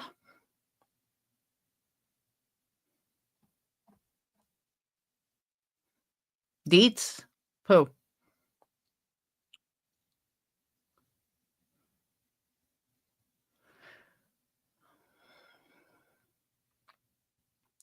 Hey, Monica.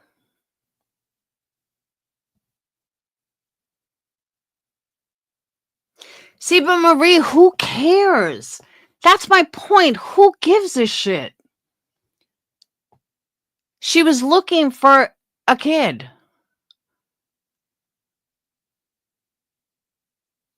I'm not feeling it either.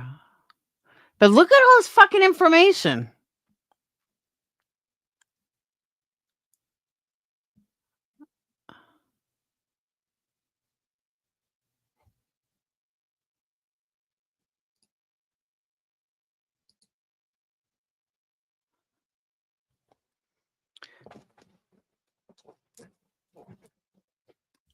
She was looking, Marie.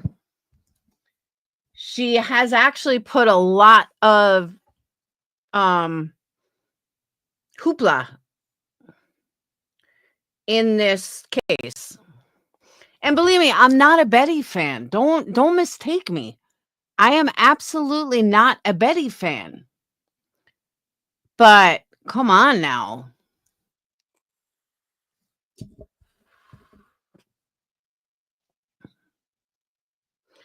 If people, all right, I'm going to put this out there. If people can't see what is going on, they're never going to see it. Not one of these people covering Sebastian Rogers for a year cares about Sebastian. Every single one of them are in it for money. Every fucking last one of them. To quote Molly, it is a cash cow. I don't care if you're SF Investigates. I don't care if you're Betty. I don't care if you're QB. I don't care if you're Nonsense.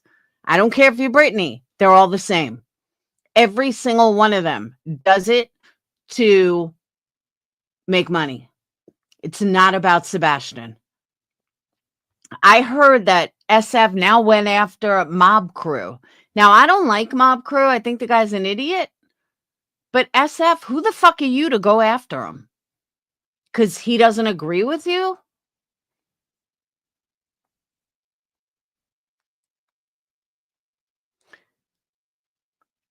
But to bring Betty to court because she's on Seth's side, that's still on your side. MK Ultra's a Betty fan? I agree. SF goes after anyone and everyone that disagrees with him.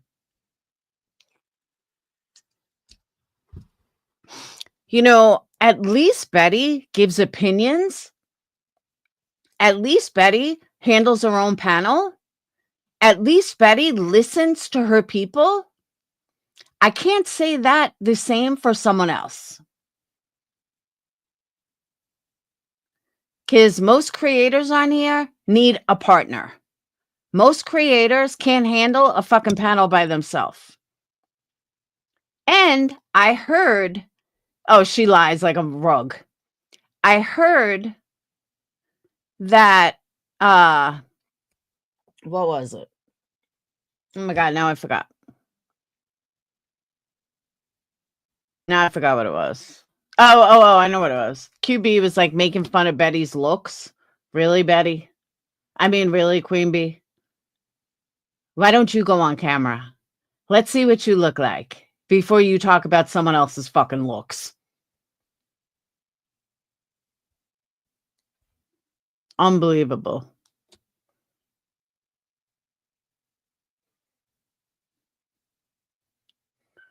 I would appreciate anybody. Rock Gem, yeah, she was like hysterical over it. I couldn't believe it. I was like, are you fucking serious?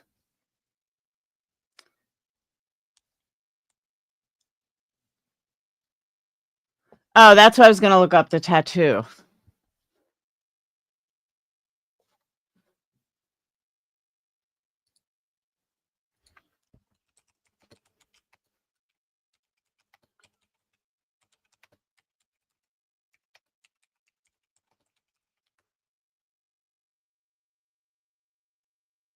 A broken heart tattoo that can symbolize loss, headache, and the process of healing.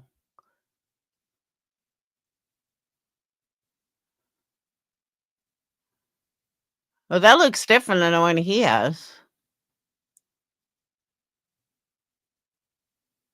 Could also mean an inmate's friend was murdered.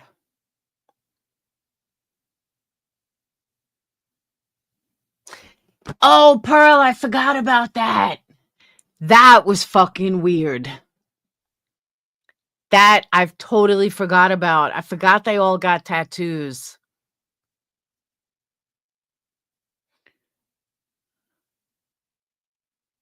She doesn't have a tattoo like this, though.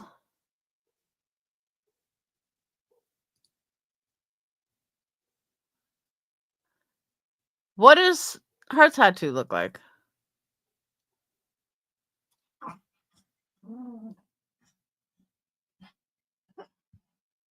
Isn't hers like green with an open at the end or something?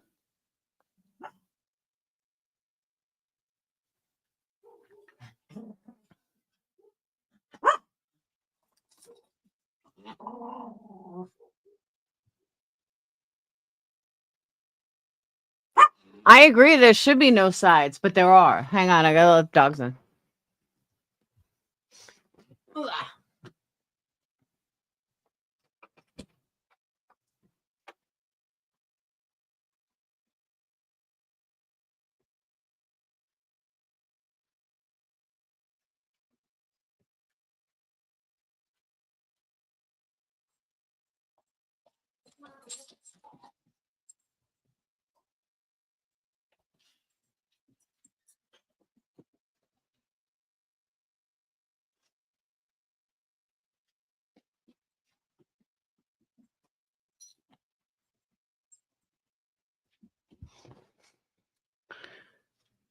How they choose to be a part of it really doesn't matter if it brings the dad joy and all. I agree. See, I never thought that Seth was involved just because the situation. He was at work, and I just don't think he's smart enough to pull off a kidnapping. And maybe that sounds horrible, but it's true. I just don't see it. I don't think he's the brightest bulb on the tree.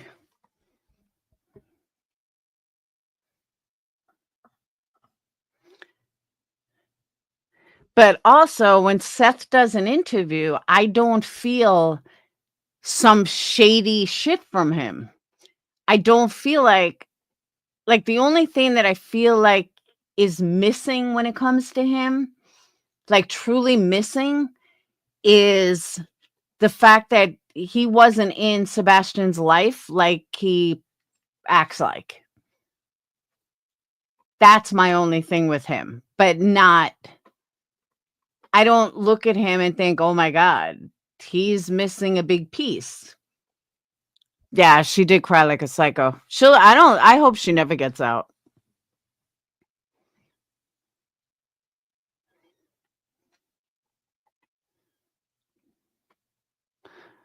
I agree. I don't like any of them, but some of them seem guiltier than others. You know what I mean?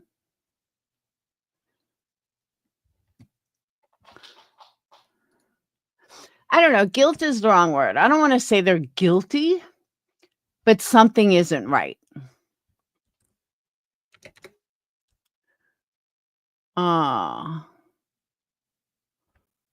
What?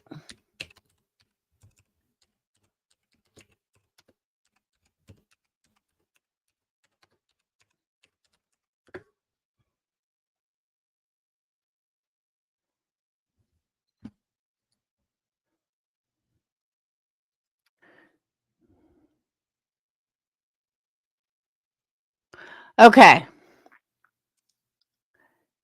This is interesting. You know how there's been a lot of delays? I mean, it's a criminal investigation. It's not a criminal investigation, blah, blah, blah. Well, this is what I just found. Was Sebastian Rogers ever found? Then hours turned into days and nights, and that's when the community was really becoming a little bit more nervous. The 8-day search began. 8 days is all they actually looked. The 8-day search began and ended with no sign of Sebastian. The case then turned into an investigation. These Tennessee Amber Alerts remain unsolved. That's where all the confusion came in. Because people are like, oh my God, it turned to a criminal investigation. No, it didn't. Yes, it did. No, it didn't.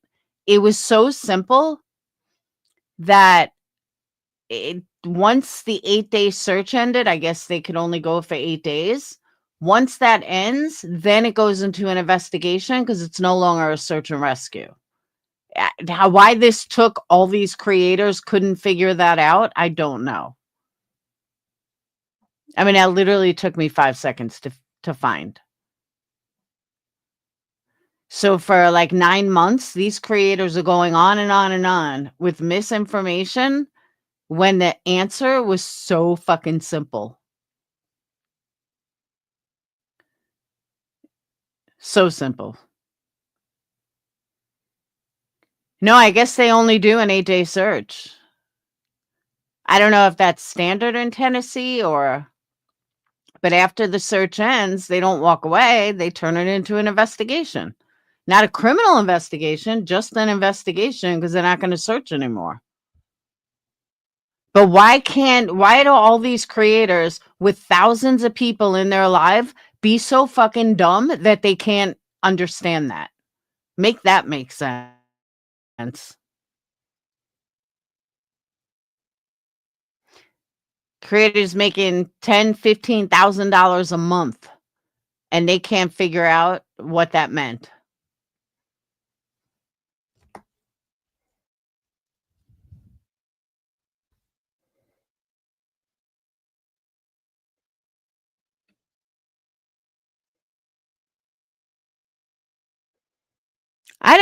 He may have left on his own.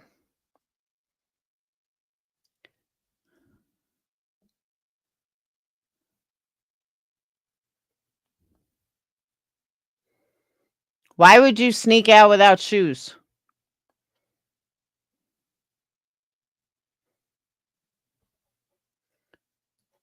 Now, people are saying that the video, you guys got confirmation it was somebody walking their dog. When did that confirmation come in? Because I haven't heard that. Where did you guys hear that from?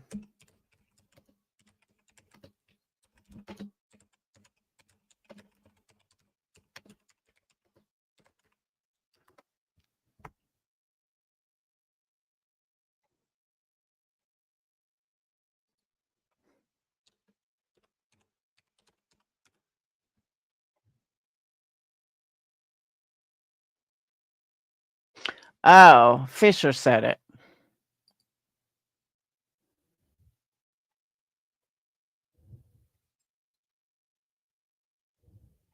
All right.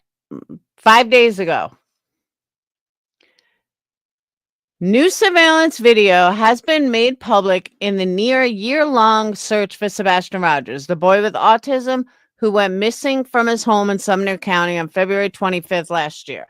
Steve Fisher, a PI working with Katie and Chris, Sebastian's biological mother and stepfather. Ow, fuck, dog. Stop. Said the video appears to show a figure walking on Kelly Lane, a block over from Sebastian Rogers' residence. Fisher said it was taken at 12:17 a.m. the night Sebastian went missing. It's definitely a person. It looks like a thin person wearing dark. Wearing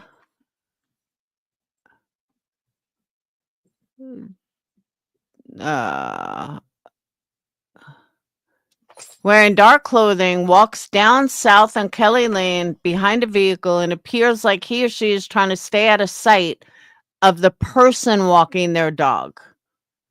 They go behind the car for a little while and then they turn around and come back the same way. Okay. At no point is the video debunked. What they said was it looks like the guy was trying to stay out of the way of the walking the dog. But here's the whole video.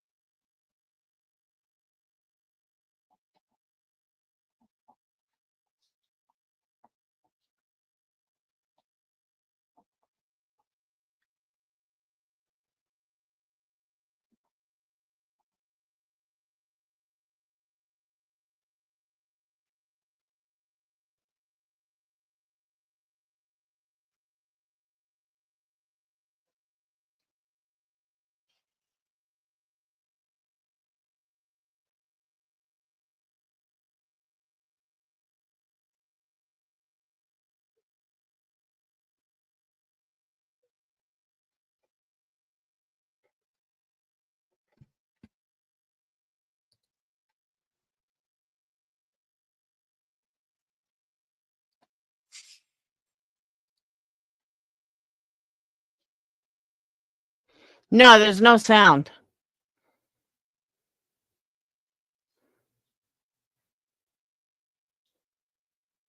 This looks like a bullet hole.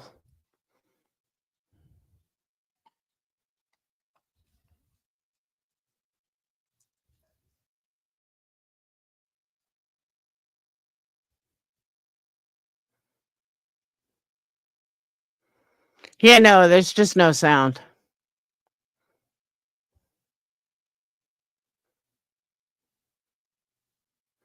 There's no way to identify the person.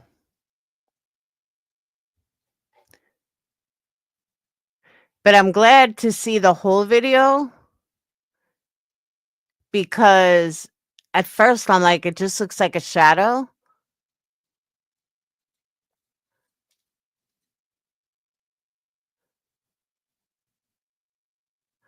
But there was definitely someone walking. But there's absolutely no way to identify them.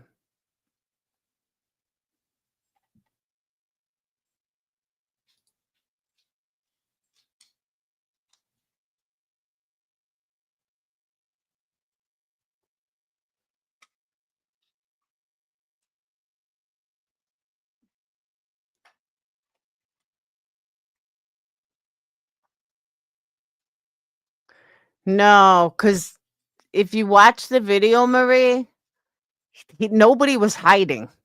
They walked right past each other. I'll show you in the other video.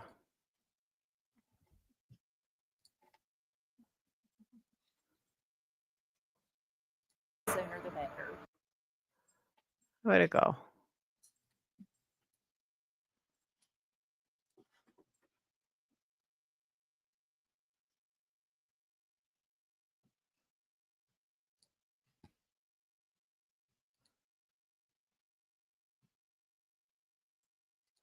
Nah, it's not the video.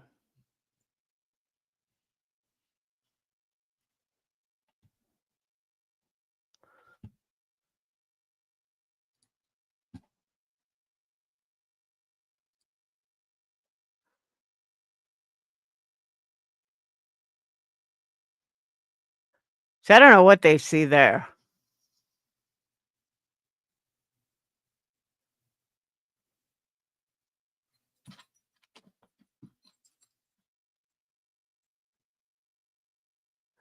But like you can tell, if you look under the car, there's no feet there. Nobody's hiding there. There's no feet. You would see someone's feet, and there's no feet. There's nobody's feet there. Nobody's hiding under the car or near the car. I think this is what they're talking about. But they're in plain view. Now they're saying somebody's walking, which I don't see. I see it over here. Right there. There's a guy in like a white shirt. And then he passes them. Nobody was like hiding.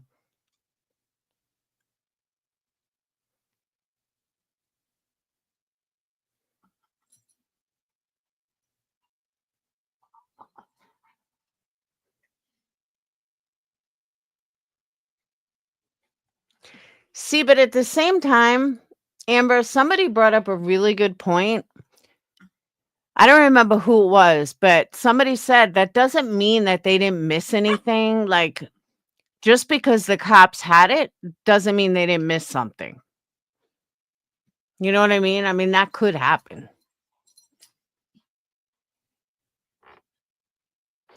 But at the same time, truth is, you're never going to identify that. I don't care how much you blow it up, how big you make it, you will never be able to identify who that is. And I think that's why the cops say it's pointless. It's just not worth it because there's no way to detect who it is. I mean, literally, it's fucking impossible.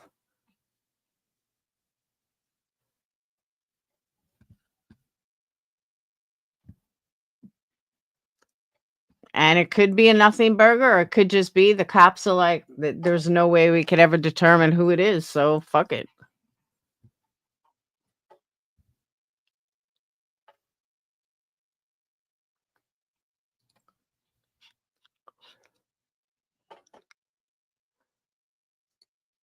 All right. I'm getting off.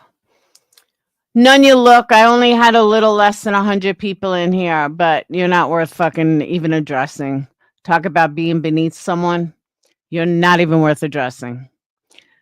But Jonesin, my one question to you is, why are you doing a whole fucking live about me? Like, honestly, I said something to you in passing.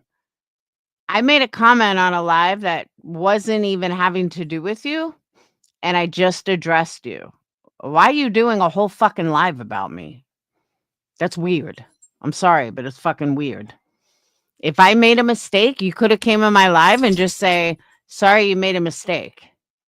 But this is what happened. But instead, you do a whole fucking live while the three of you sit over there like, we don't address crama. Really? Because you fucking sure addressed me enough in the last couple of both lives.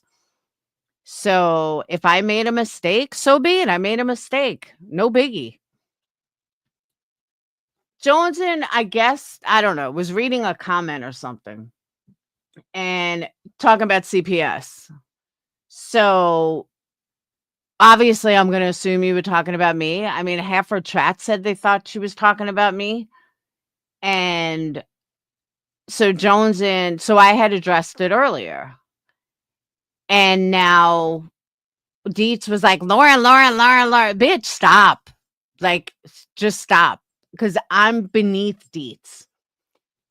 That's what she said, that she's just, I'm not on her level. You're right, I'm not. I'm way above it. Get down. Get down. Because I'm not a fake ass fucking bitch. So, and then Nunya is always throwing her digs. I was like, wow, do I intimidate her or something? But we don't talk about Krama. We don't care about the Krama community. Really? You certainly talk about it enough, but they're past Krama.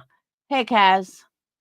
That's what they all say. They don't deal with Krama. I literally spent like an hour going through Dietz's videos to pull this shit up, and all it did was fucking aggravate me. Her and her fake ass fucking bullshit. 40 months. Woohoo! Kaz, 29 months. Woohoo! Yeah, literally, just fake ass fucking bullshit. Rock Jam, 19 months. Woohoo! Peggy's still not a member.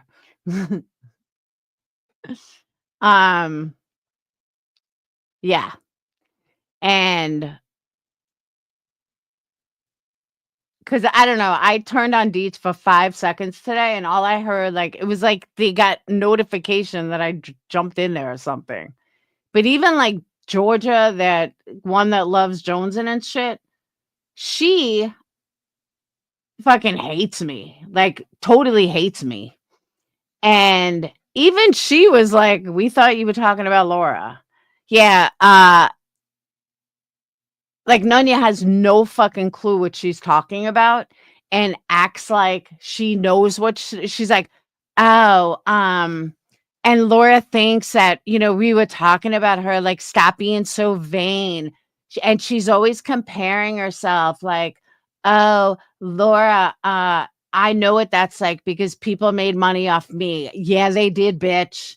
If you knew anything about this community, then you would know that was true. Why don't you go ask some of your buddies, bitch? You're such a fake ass fucking wannabe. She really is just a fake ass fucking wannabe. Fucking miserable fat bitch who looks like a potato and is talking shit about everyone else. Stop. I know. That's what I'm saying, Amber. I did. I recorded it. But I'm like, you know what? Do I even want to fucking go there and reminisce over this? I mean, I can, but fucking assholes.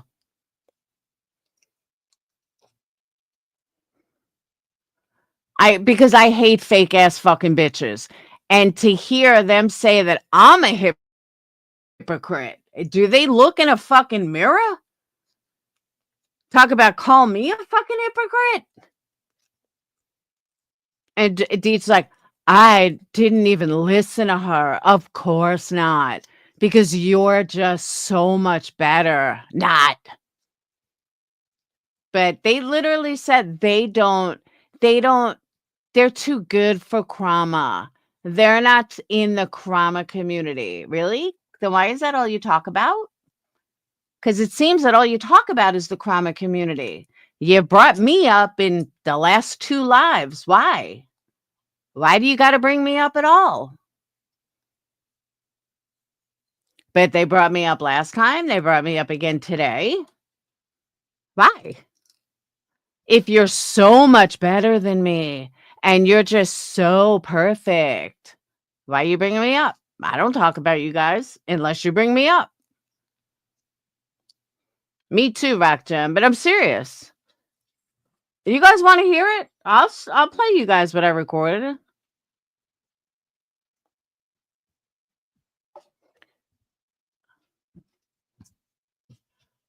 Bash on Laura's stream earlier this evening? She better not have bashed me earlier this evening.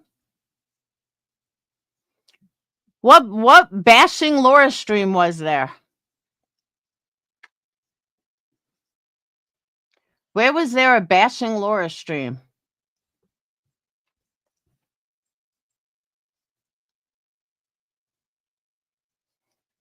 Oh, D, not according to Nunya. According to Nunya, I'm delusional. I'm so vain. She even went and sung it. She literally went and sang it.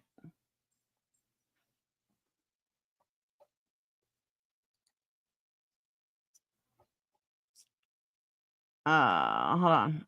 Let me get it.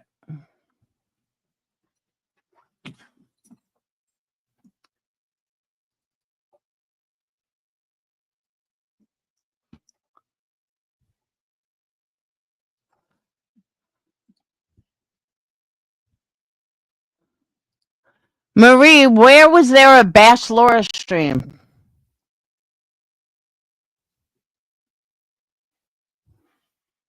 You still haven't said. And why were you in a Bash Laura stream?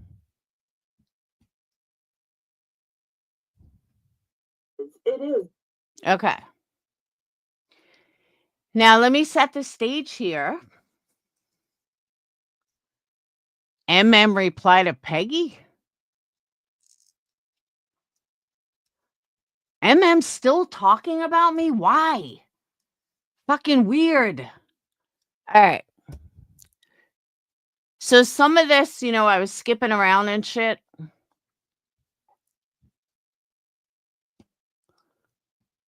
So ignore the fact that I was skipping around and stuff.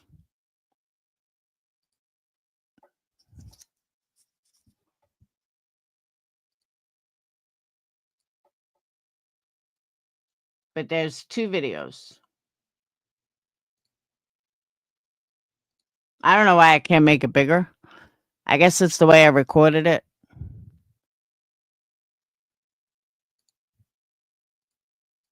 Well,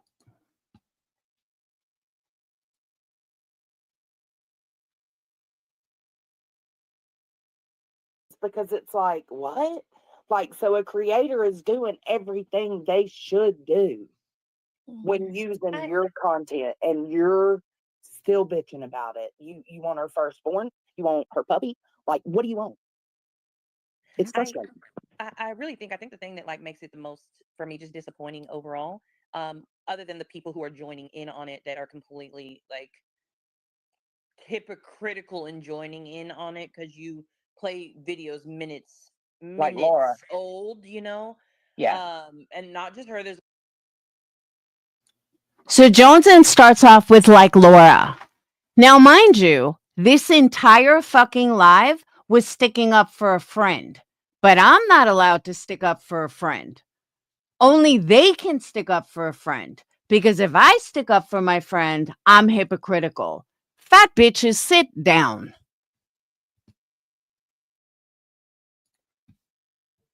Other people are speaking on it, have spoke on it as well. Or But stream sniping. I've seen others that are stream speaking on it sniping, who have yes. stream sniped. Yeah, Yeah. come on. Hell, But I I've think the stream part sniped.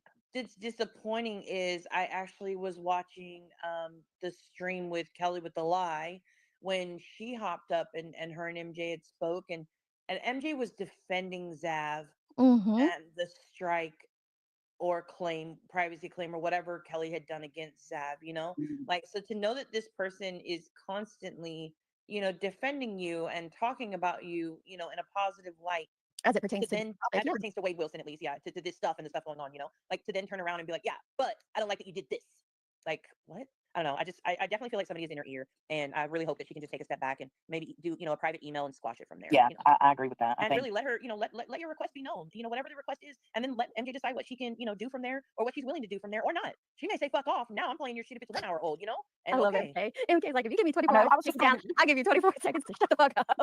it's true. It's true. These YouTube streets can be ruthless, bro. They Like, can. be They grateful you got somebody as can. respectful as Yep. MJ. Like, squash the petty shit. Get these folks out your ears. Squash Mhm. it. It's not worth it. You're doing your damn thing over there. Hell, like Nunya said, I unsubscribed because of the Gannon stuff. I resubscribed because of this content. Same. So just I say haven't watched anything, but I did. I just thought, okay, let me be respectful. These emails are being played. I'll hit the sub button. Saying her. I don't know who that is. I am. I'll But say it. but someone Jones will say it. But someone in her ear or something because it- she fair uses stuff all the time, nonstop. And so this seems very hypocritical of her to now be upset that someone is fair use. Watched anything, but I did. I just thought, okay, let me be respectful. These emails are being played. I'll hit the sub button for that. Yeah, we're up there taking part in reading the emails. Absolutely. Like it's all right. I'm sorry. Mhm. You did, Toe Beans. Toe Beans said I literally just complimented Zav and MJ's chat a few nights ago saying how happy she looks with her. You did. I don't know. It just like I said, it goes back to me. This seems like it's either coming from something else or stemming from something else. Petty people in her ear. And I don't know the Griselda woman, so I'm not saying her. I don't know who that is. I am. I'll But say it. but someone Jones will say it, but someone in her ear or something because it- she fair uses stuff all the time, nonstop. And so this seems very hypocritical of her to now be upset that someone is fair using her stuff. So Bless their hearts. Well, it's a lot for Kelly nothing. with an eye. Did you read Georgia's comment? She said So Kelly, Plunder does not always split costs with other creators. There's one situation where her and two other creators went in because those no, we don't say that in my back chat. oh hell, let me weirdo. come back there and be nosy. Oh my goodness. He showed his face. I should have took a screenshot of his face, but we're not gonna say the N word of my back chat. Let me go on mute. Sorry, hold on. Leroy heard that. Well, that's what yeah. He said, what is Um, it? Let me see. I should have took a screenshot of his face. He was on. But then again I don't. Go back to Twitch. Or Kick. What did he say? What did the I mean, we agreed on some things, but we disagree sit the fuck down? Nobody is blaming you for shit. to have found it on our own. Let me say instead this, of- Laura, you need to sit the fuck down. Nobody is blaming you for shit except for your hypocrisy. Nobody is saying you're the person in Zab God. here. I don't think you're the bitch Zab here. Stop it. I will go live and All stream we snipe were- you, Laura. Stop it. All I was saying, here's another thing. You over there talking about copyright and all this stuff. You're putting mine and Jones's faces on some weird Did she? yeah, What the fuck is she talking about that I put her and Jones in on some weird something? The fuck are you talking about? You two can sit the fuck down. Just wait. It gets better. But today she's like, we never talk about you, Laura. Really? Well, I got proof of otherwise, Deets. You that? got You told such me a about cute it. face. That's okay. Some I get freaking it. live she reviewed or something. I don't even know. But why are SF the idiot and liar, Leilani got a boyfriend, Billy Joe, something about that. Like you want to talk about copyright infringement or, using other people's content. All I have to do is pick one of your lives and go through it, and you have used somebody's content. She was just Now, using Queen Bees. Get the fuck out of here. Again, I was talking about Zav and stuck up for my friend, but according to the three fat righteous ones over here, nobody's allowed to stick up for their friend except for them. Because this whole fucking stream was about them sticking up for someone. But someone else sticks up for someone, no, they can't. These fucking three idiots are the ones that need to sit the fuck down. called fair use. That's why you're allowed to do it. That's why you can cover somebody else's content. My point in bringing you up is the clip I heard of you talking about it is the hypocrisy in what you were saying. With your condescending attitude, Deets, I'll give it right back. First of all, I was sticking up for Zav Girl and explaining Zav Girl's position. I know that you don't understand that, but I'll explain it slowly. I wasn't giving my opinion of what I would do. I was speaking for Zav Girl and my opinion of Zav Girl and the situation because she's my friend. And I've spoken to her privately and she told me what was going on. That's what I was explaining.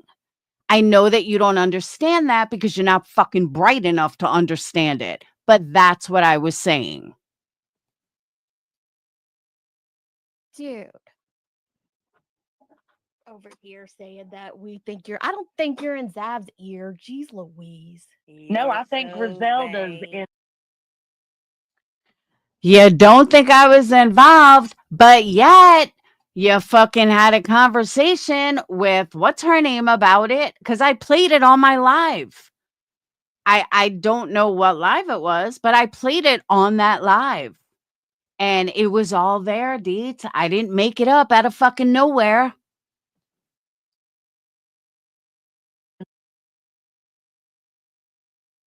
Zav's ear You because probably suddenly think this live is about you, don't you? if you look at the Don't timeline, you? listen, we're all about timelines, right? Every single one of us are about timelines. If you look at the timelines, it does seem like when Griselda, which is a Wade wife sympathizer, yes, I will say that, when she started talking to Zav, Zav started feeling a certain way. Oh, Can you please see if you can find it, Amber? Because I would love to have it. I didn't realize that it was probably on my video until after I was already live. I'm like, oh, wait, it's probably on my video. Because I know I played it. And yeah, she did say it. Oh, Shay, we remember Andy. I love Denmark Andy. Yeah, He we need another came visit. back over, made us laugh. That'd be fine. But no, Laura, girl, stop. Nobody thinks you're in her ear making her do something. You're not even going to talk about this part, are you? Because you just want to think that everything is about you. I cannot. Well, you got. You cannot. Don't worry. You don't have to, Deej. Just shut the fuck up about me. It's that simple. You can't. Well, great, because you don't have to. But you did say that I was in her ear. I have the fucking proof. And then are you going to apologize? Gave her some content, girl. Get it. All my Hey, haters she can go over better there. not Somebody stream tell this for Swedish. 24 hours. Yeah, You you need better to wait 24 hours 24 before hours. you take any comments from this chat, Mhm. any words off of this Yep. panel, or else Yep. we're gonna copyright claim it. All three Nah, of us hell, are creators I told on y'all here. I'll stream snipe it. At any point, can someone point out to me where I said that I was going to copyright strike her? Can anyone point this out? That these three numbnuts fucking go on this rant about I'm going to copyright them and blah, blah, blah. When have I ever struck fucking anybody? When aren't I one that always sticks out and says, I think striking is wrong and I think it's dumb? Yeah, I have. I 100% have. I've said it more than once. I'm not a weak ass bitch that goes around fucking striking people. What I did was, I was explaining, literally explaining how Zav feels. Again, I know that you guys are the only ones that could ever stick up for someone. As Dietz would say, I just can't. I can't with this.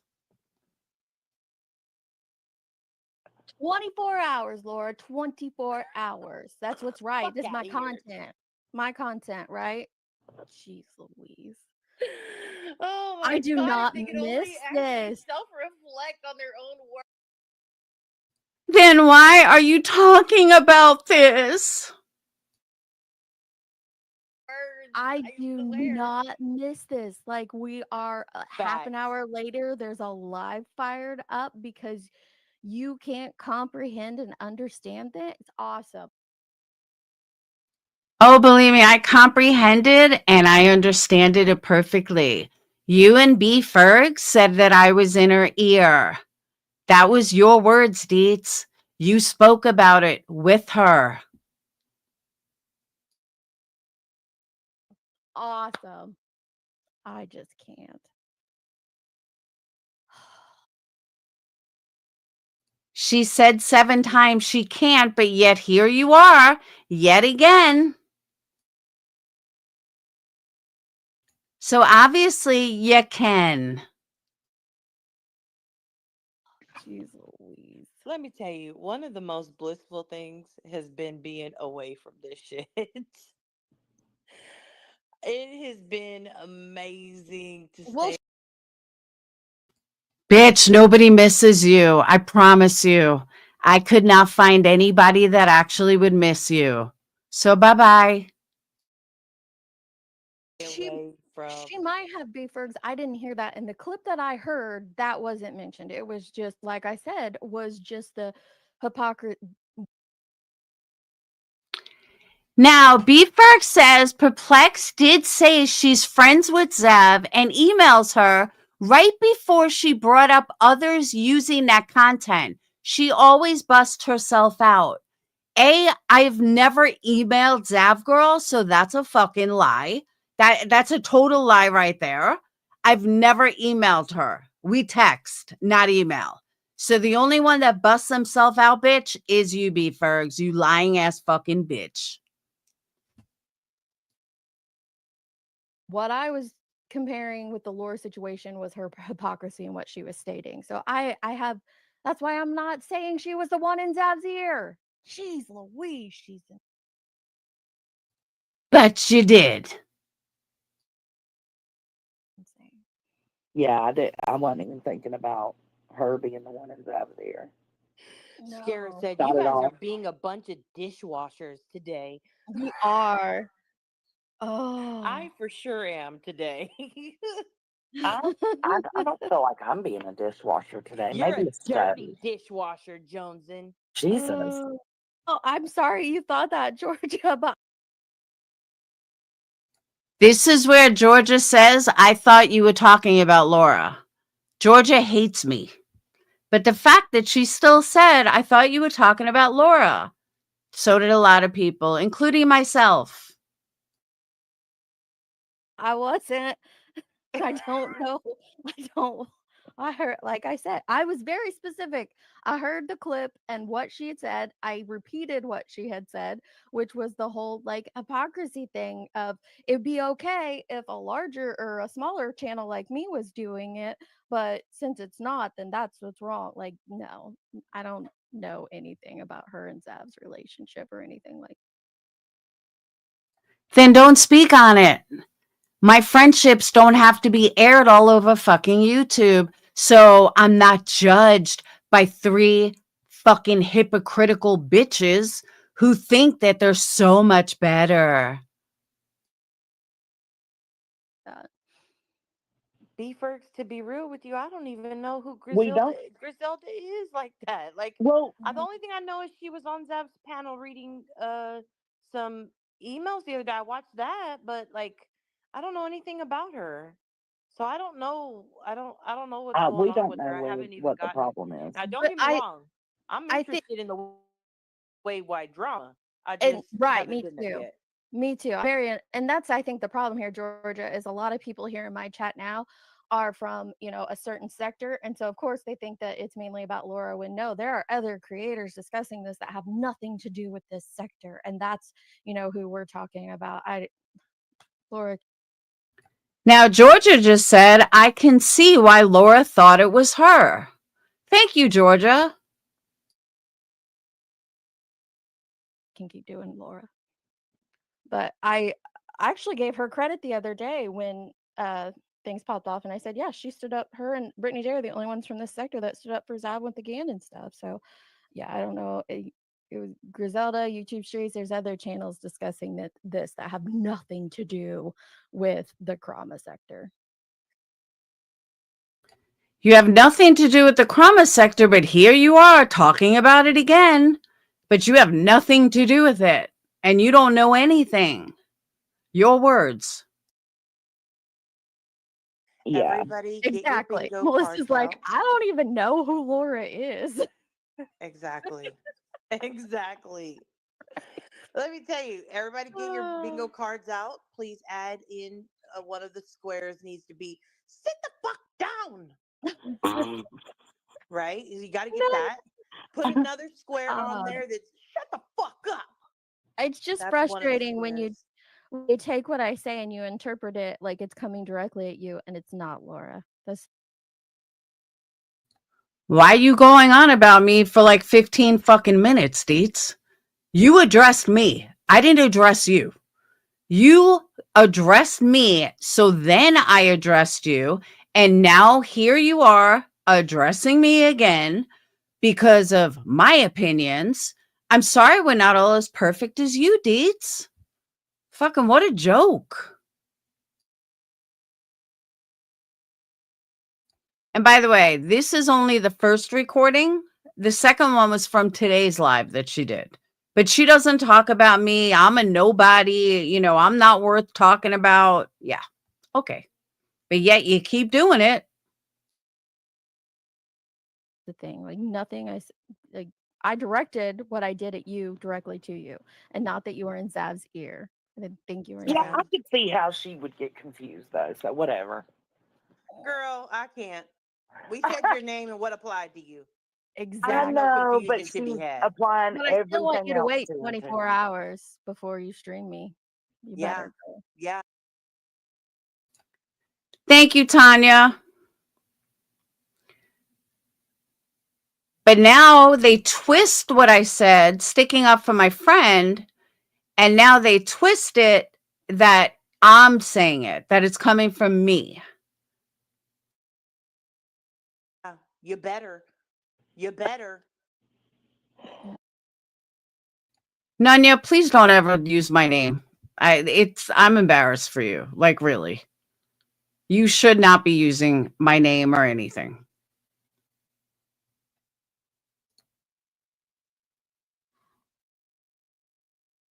You little dishwasher, you. No, she's not in here, Beeford. She's just got a live ready to go. Fired up and ready to go. Nah, That's her why she's title is mad.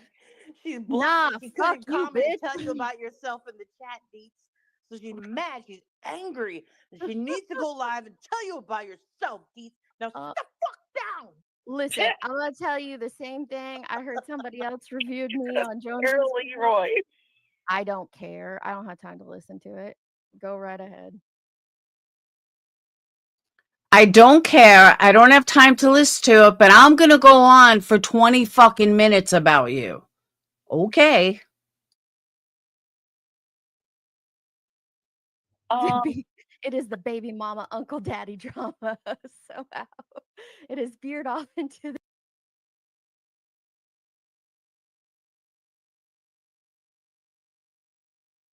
lick someone. Who's telling her to lick someone? Who told her to lick someone's kitty cat? Jesus. Y'all better behave. We don't do Oh, and there's nonsense calling me Mr. Ed. Nonsense. Have you looked in a fucking mirror? I would take my looks over your fucking man looks any day. Any day. I don't know how your fucking gonzo nose has a right to say anything about anybody's fucking looks, bitch. You're as ugly as can be. So, yeah, sit the fuck down, nonsense. the cockle-doodle-doo licking over here. I mean, we do, Listen, but not I on a live stream. I lick a let me cockle-doodle see if I can find it. I got an award from the jerks, and it absolutely applies to this. Let me see if I can find it. What? I Because don't remember the award you got. I got, let me see, where's it at? The prestigious awards. I think I was near the end. Laura, Remy wants you to unblock her. Just so you know, FYI. Is she in here? No, but she's watching. No, actually, I wasn't watching. And I wouldn't unblock Remy if she was the last motherfucking sub on the planet. Oh. Let's see. Sorry, I'm trying to find this award. Tess, can you send those to MJ to send to me? Thank you. What? I've been reading. Start so I can play it because they're not gonna strike me over something stupid. Okay, now let's go to video number 2, which is shorter than this one, but the one that is from today.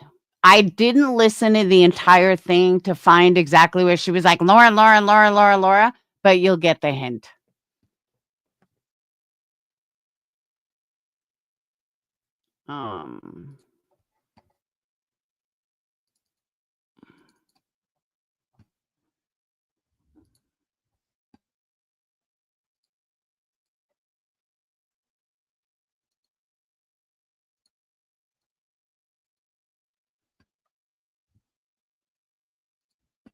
I heard she really got under some people's skins. I'm like, Nunya barely goes live. Why do you care?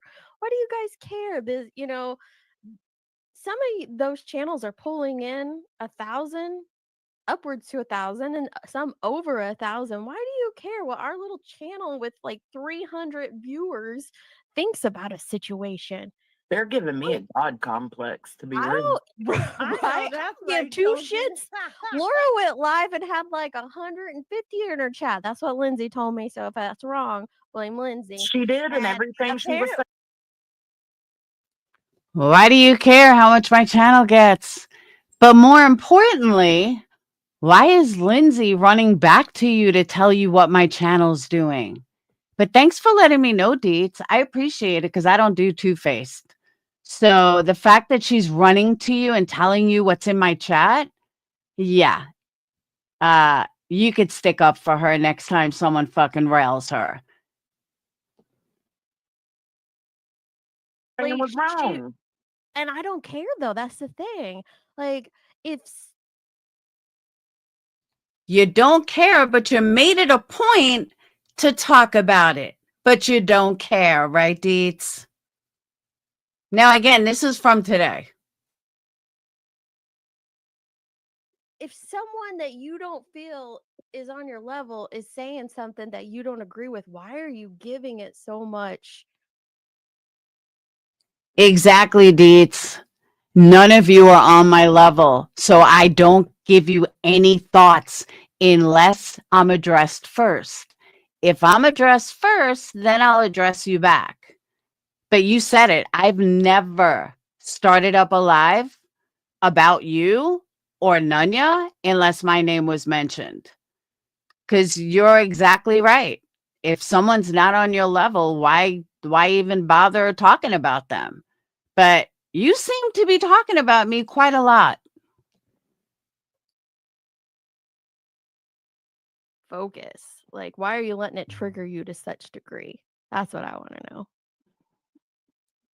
You know what I think is actually quite interesting is those who claim to have open chats and those who claim to be, willing and open to hearing opposite opinions of theirs, right?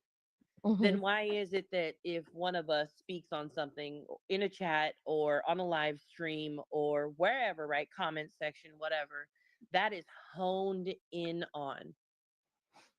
Why, if I have an opposite opinion on you, about you, on a situation, about a situation, like, I thought all opinions are welcome. Like today, I gave my opinions in Jones's chat. Oh my Here we God. are. Here we are. One live stream and three. I gotta go back and people- read it to the top now. Okay, so what happened is, again, Johnson and Allie got me watching the little cows. I hear them talk about like super chat totals, and like Playboard talks about the most super chatted on YouTube, and they do it weekly or daily. And I went and looked. Ooh, let me try monthly. I went and looked just to kind of see who was on there for that week. Now, this, like I said, this is, oh my gosh. Listen, I don't know who said it. Oh, just another troll said it. Is Brittany J that interesting or relevant? Has so many people do like, Oh, and I get Kevin. that she falls asleep and then she blames it on, the dog ate her homework or something. Like, but Take a day off. seriously, There's an Or idea. two. falls asleep on her stream. Yeah, Get money got off the some back of runaway this mice living here child. on They don't YouTube. know what to do with it. Right? They're making so much. That's the thing. They're making so much money off the back of this miss. Obviously, you must have to talk about her to get the views because your chats are fucking full of all the ex mods and ex friends and ex everybody. All the exes show up in your chats to talk about her. Everybody talks about her. So you must need her to get the views. Congrats. So let me ask y'all this, because you guys watch. I don't And I'm anymore. I don't asking this watch to the any of them. subscribers, to the subs in here more. Yeah, listen, I don't need to go live to talk about her looks. I don't need to go live to call. I went and looked just to kind of see who was on there for that week. Now, this, like I said, this is like 2 or 3 weeks ago. There were like 4 people, 4 creators from the Chroma sector in the top 20 super chatted on YouTube. Now, don't come for me. I ain't watching you bitches. I was just shocked to see them on this list of the most super chatted on YouTube, the top 20. There was 3 or 4 of them. And I'm like, okay, so maybe, like, what are they covering? You go look at their live streams. Sebastian Rogers, Sebastian Rogers, Sebastian Rogers, Sebastian Rogers. This parent, that parent, Brittany J, Brittany J, Brittany J, Brittany J. Oh my gosh. Listen, I don't know who said it. Oh, just another troll said it. Is Brittany J that interesting or relevant to have unending live streams about? Seriously, I don't like Brittany J. She's boring. She's ticked me off. Not a fan. Not a fan. But some of y'all are super fans. Just going and looking at the content. It's borderline obsession at this point. Borderline Honestly, obsession. like, just give you title of like president of the fan club. You're running it. No, some of them are. Like, what is she saying that has so many people do like? Oh, and I get have the you not the heard falling terrible asleep. things she says? I get the falling asleep on stream. I'm not good for her. Again, you don't get it. Why you're snoozing, but you are. Ashamed of yourselves. It's just a lot, man. It's, I get liking it's somebody, too far. but It's too far. That's what it is. It's too far. And at the end of the day, like, do you do your content? I get it pays. Obviously, we'll make her relevant again. Laura always said, you have to talk about me to get the views, right? Whatever. But she can't even get her own views. But let's not talk about that. So did you hear that? Did you hear that? She can't get her own views. Nanya, or I'll call you Mrs. Potato Head. Are you fucking joking me? I cannot even comprehend that you think you know the past because you don't know jack shit. Like, literally. I cannot even fucking begin to laugh at this. Like, You are so fucking stupid. But let's continue. But this is what I mean. You see these digs and shit? Like, I don't throw digs at her. I never throw. What's with all these digs? I feel like I'm make you insecure or something. Then again, if I look like you, I would be very insecure.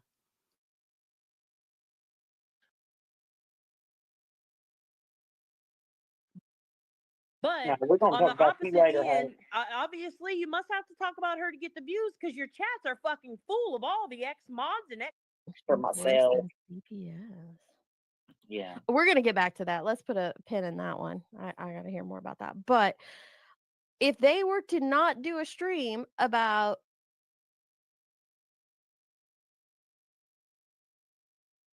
Capitol Hill and learn that first. I'm just a bit I'm just she on has a t-shirt with that on it. All about it. well, there it is. That's what this is about. This isn't about victims, and you care about trauma. Why are we creating more victims? Why are we creating? Come explain it. Like I would love to understand. I would too. Spent so much money off of Sebastian, and they're trying to cover it and disguise talks about him. You're still doing it off of their loved one's case or talking about it. So what? Question. I didn't see anything, but I Oh, haven't been maybe she's watching just that. asking her. I don't listen a whole lot now, but I will say before I stopped listening 2, 3, 4 months ago, she was definitely not the worst out of some of the people that talk about the family members on this app. She was, but like I will stand up and say, and possibly I've said this since Jump. You can go back and look at my intro, but I don't watch any of them. So in my mind,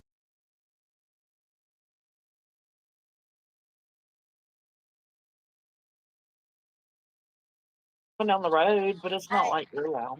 I am hands free, but like I don't have any headphones or anything, so and ridiculous they Yep. act here. Absolutely. And Curious says, if I'm defaming things and try to I think that people just girl, did anybody call it out? I don't know. That's why I'm asking. Did anybody call No. it? on framing. You have freedom of speech. Wait, What they're that saying. alt account was in there because Jay told me, yet they I had to since and so Jill went up. The only issue she found, and why would you take down that chat replay? Ask yourself that. it's the issue more. Fellow YouTubers.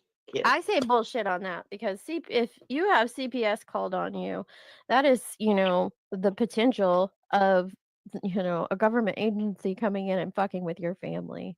That's pretty real life. In my Nope. book. Nope. Grant the injunction's more real life.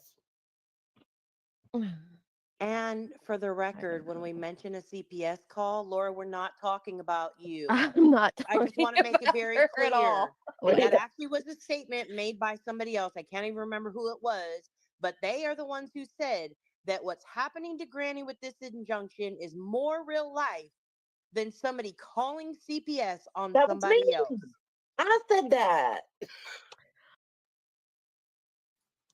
Now, mind you, I'm supposed to know this because I don't watch any of them, but I'm supposed to know this when people in her chat are like Laura CPS, perplex CPS, perplex CPS. And they come with this condescending fucking attitude like I'm supposed to know, like, Laura, we're not talking about you. Who the fuck knows that you're not? Like, you guys act like everyone is you. No. When you have people in your chat constantly bringing up CPS, it's a normal reaction to think you're speaking about me. So you can take your fucking Mrs. Potato Head condescending attitude and shove it up your fat fucking ass. I don't know No, if the you're talking judge about said today. it, but it is Oh. in the Pennsylvania courtroom statutes that they can't they can't live stream, disseminate material, report, all of that. And I think people are getting hung up on the word live stream, but when you look at the actual statute, like, well, here I can pull it up. Let me see.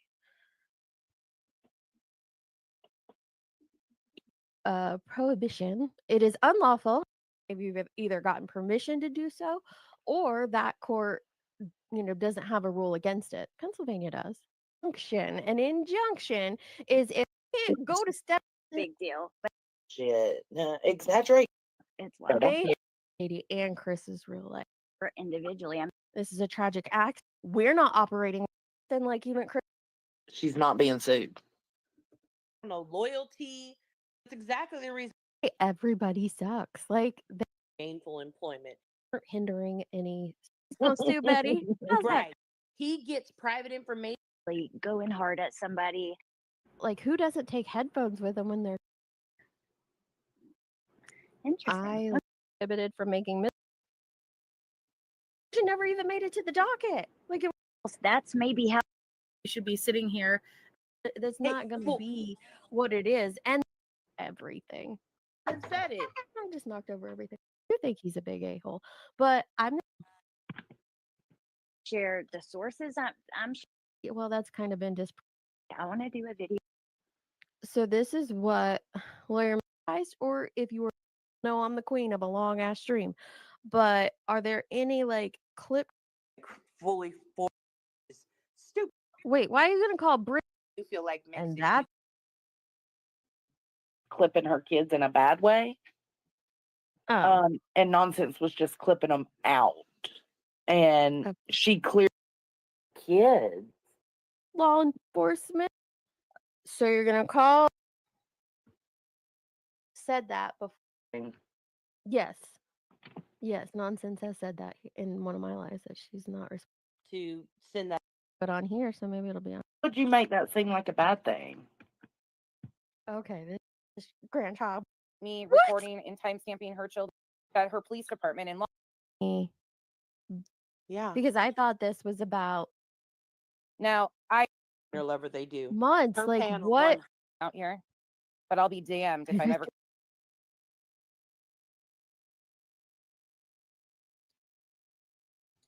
And there was more. I just couldn't listen to anymore because I was fucking getting mad. But all right, so let me check my live stream.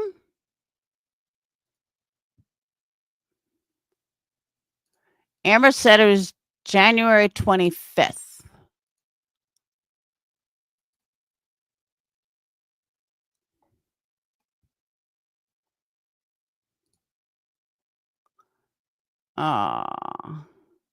I can't stand nonsense.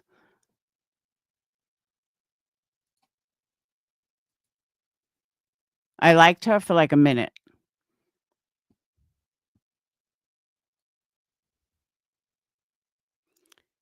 All right. You said January 25th. Oh. January 25th, right here. Live passenger jet. You sure it was the 25th?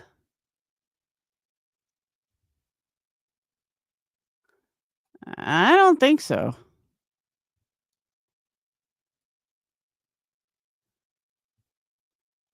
Yeah, I don't. You sure?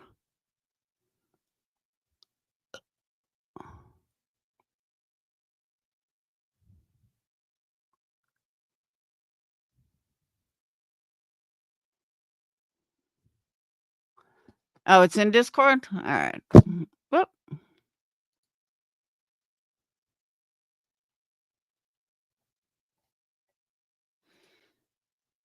There you go. Did you ever do drugs? They said no. I'm not.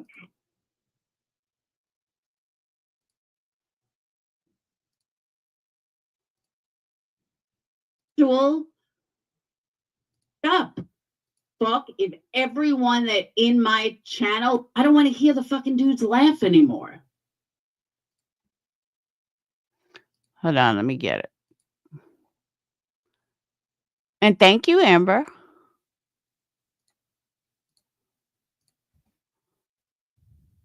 But when I'm making even like is for anything, was told the other day, I gave an opinion on. And that is what you got to clip about the other day deeds that you had to so point me out. All right. Because no, but you don't get clips about anybody else, right? Nobody else sends you clips. Only clips about Laura. Explain Hector, this only one that matters. And over that fuck is for years. I am for fucking pissed. We had discussed it. Hard never. Never. Because I have a little more fucking class and respect than that. And I'm not one of these people that are going to fucking hate. Exactly. Never. Because it doesn't fucking happen. I'm sorry if I don't fit into all of your low-life fucking world. Sorry. I never will. Don't want to. Never have to. And yeah, there's that. These people fucking have nothing else to do but hate. That's all they fucking do. Hate. Again, all I did was give an opinion on the video. That's Afroplay. That's it. That's all I fucking did. And that caused, and again, I don't even follow Wade Wilson anymore. I don't go live about him. I don't do anything with Wade Wilson except listen to a couple lives here and there. That's it. That's all I do.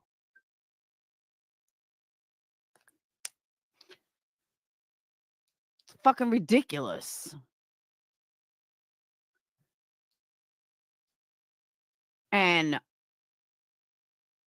But you know what? I don't even want to do that whistle down. I have to agree. I think MJ will be upset they were bringing this drama.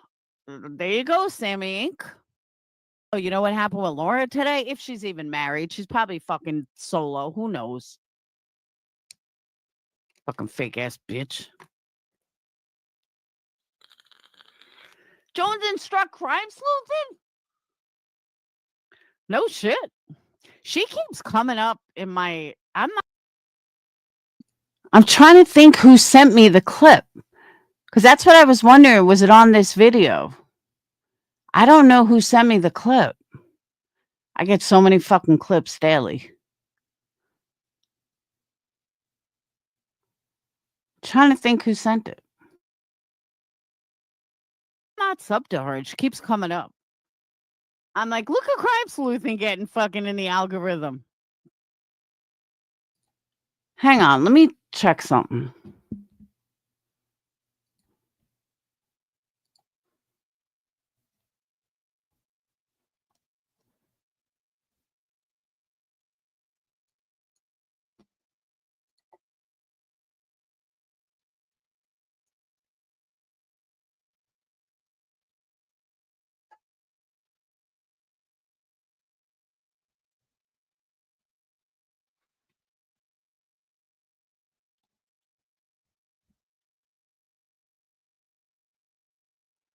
She was fair use. All right, so this is right around the time. No, this is Valentine's.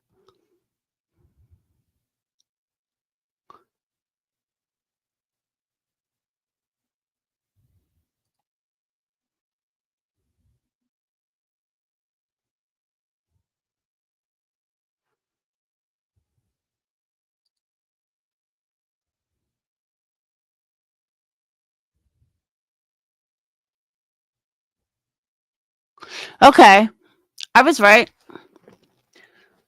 So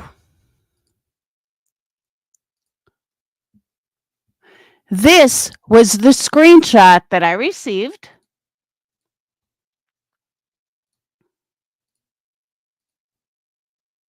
Where Beatberg said, Laura CPS is gassing up Zav.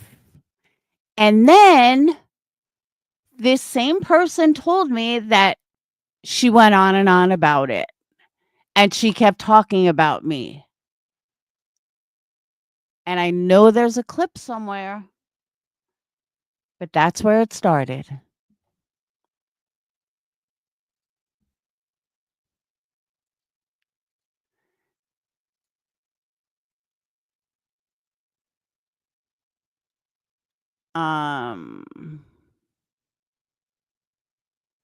I I even said she read the comment, was feeding into it. They're all fat ass heifers who hate themselves.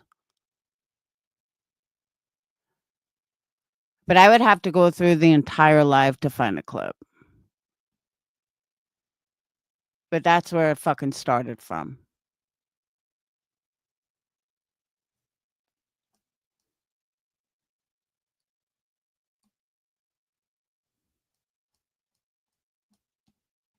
What's this?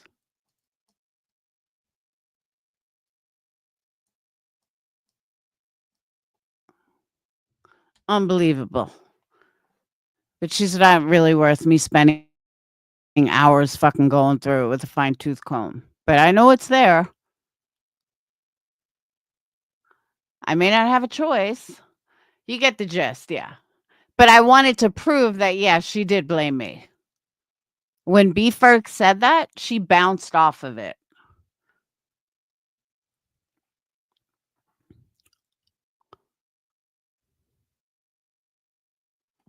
It's fucking ridiculous.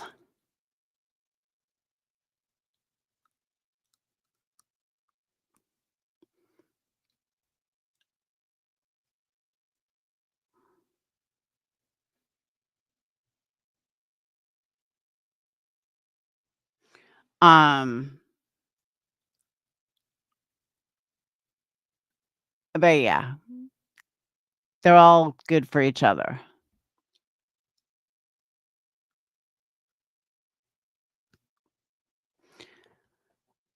So, Deets, Nanya, Jones, and just keep my fucking name out of your mouth, because I wouldn't talk about you guys if you didn't bring me up.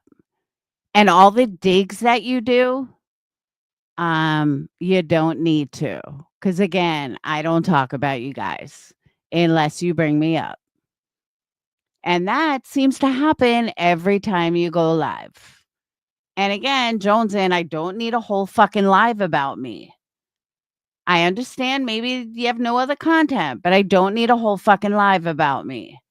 All you had to do was simply say you made a mistake. Okay, I made a mistake, no problem. It's that simple. I would say it in your chat, but I'm blocked. So I can't. Okay?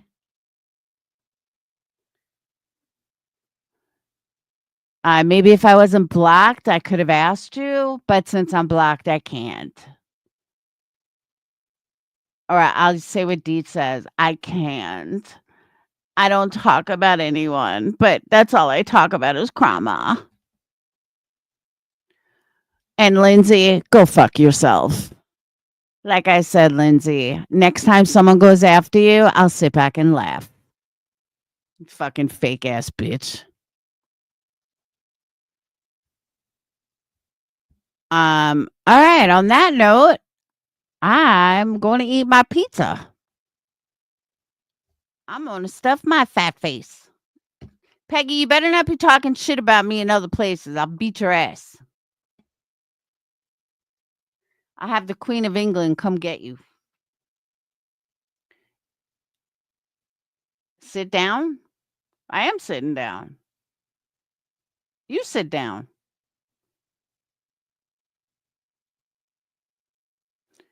Are you going to rub my feet? When someone says sit down, they're usually going to rub your feet. So you're going to rub my feet?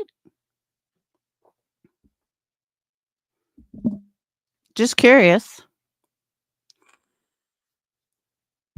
You know what's funny, Sly? I was going to make Sweet Misery a mod. I didn't see her again. I was like, where'd she go? I left a comment about my clones on her video. Well, I mean, Peggy, it's not like you haven't talked shit about me. So let's just make sure you don't do it again.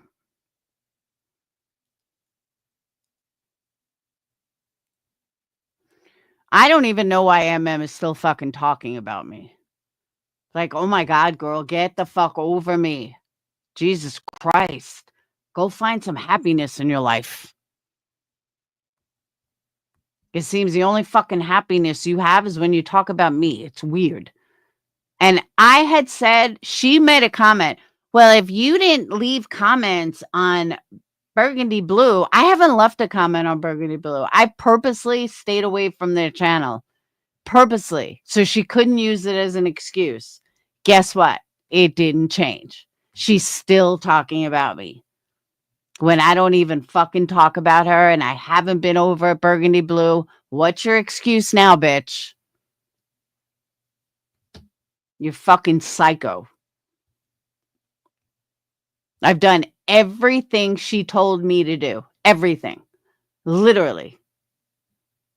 Oh, I know. But I'm saying I did everything she suggested. Don't fucking, I'll talk about her because she leaves comments for Burgundy Blue. I'll do this because of Burgundy Blue. She said this. So I purposely stayed away. Burgundy Blue even said they stopped fucking tagging me because let's try it her way. It doesn't change. She's still talking about me. She has no excuse. She is just fucking obsessed. And it's scary.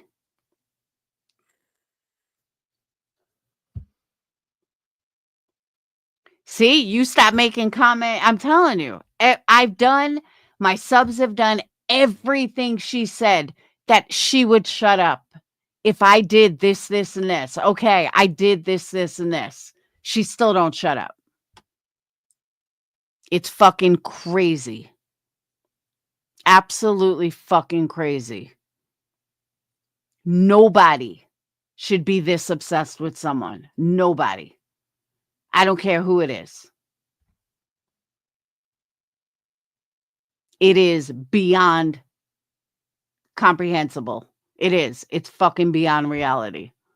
I have never in my life seen something like this. For years now. It's like 4 years. It's not normal. It's just not.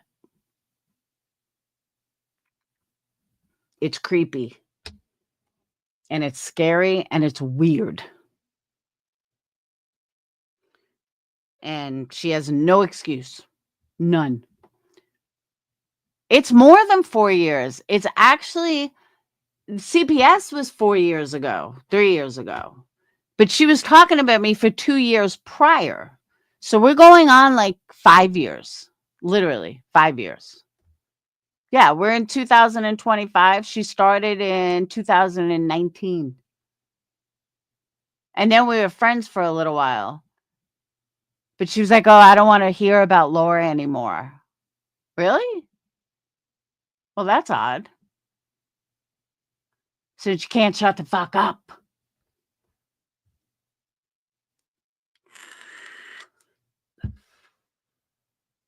I don't know. It's fucking crazy.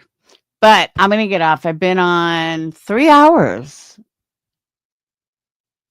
I'm being on too long lately. But all right, I will see you guys tomorrow. Maybe I'll do another daytime stream and then a nighttime stream. It's fun. We'll see. All right, guys. Thank you, guys. I will see you guys later. Have a wonderful night. Peace. Mods, thank you very much. And I will see you guys later.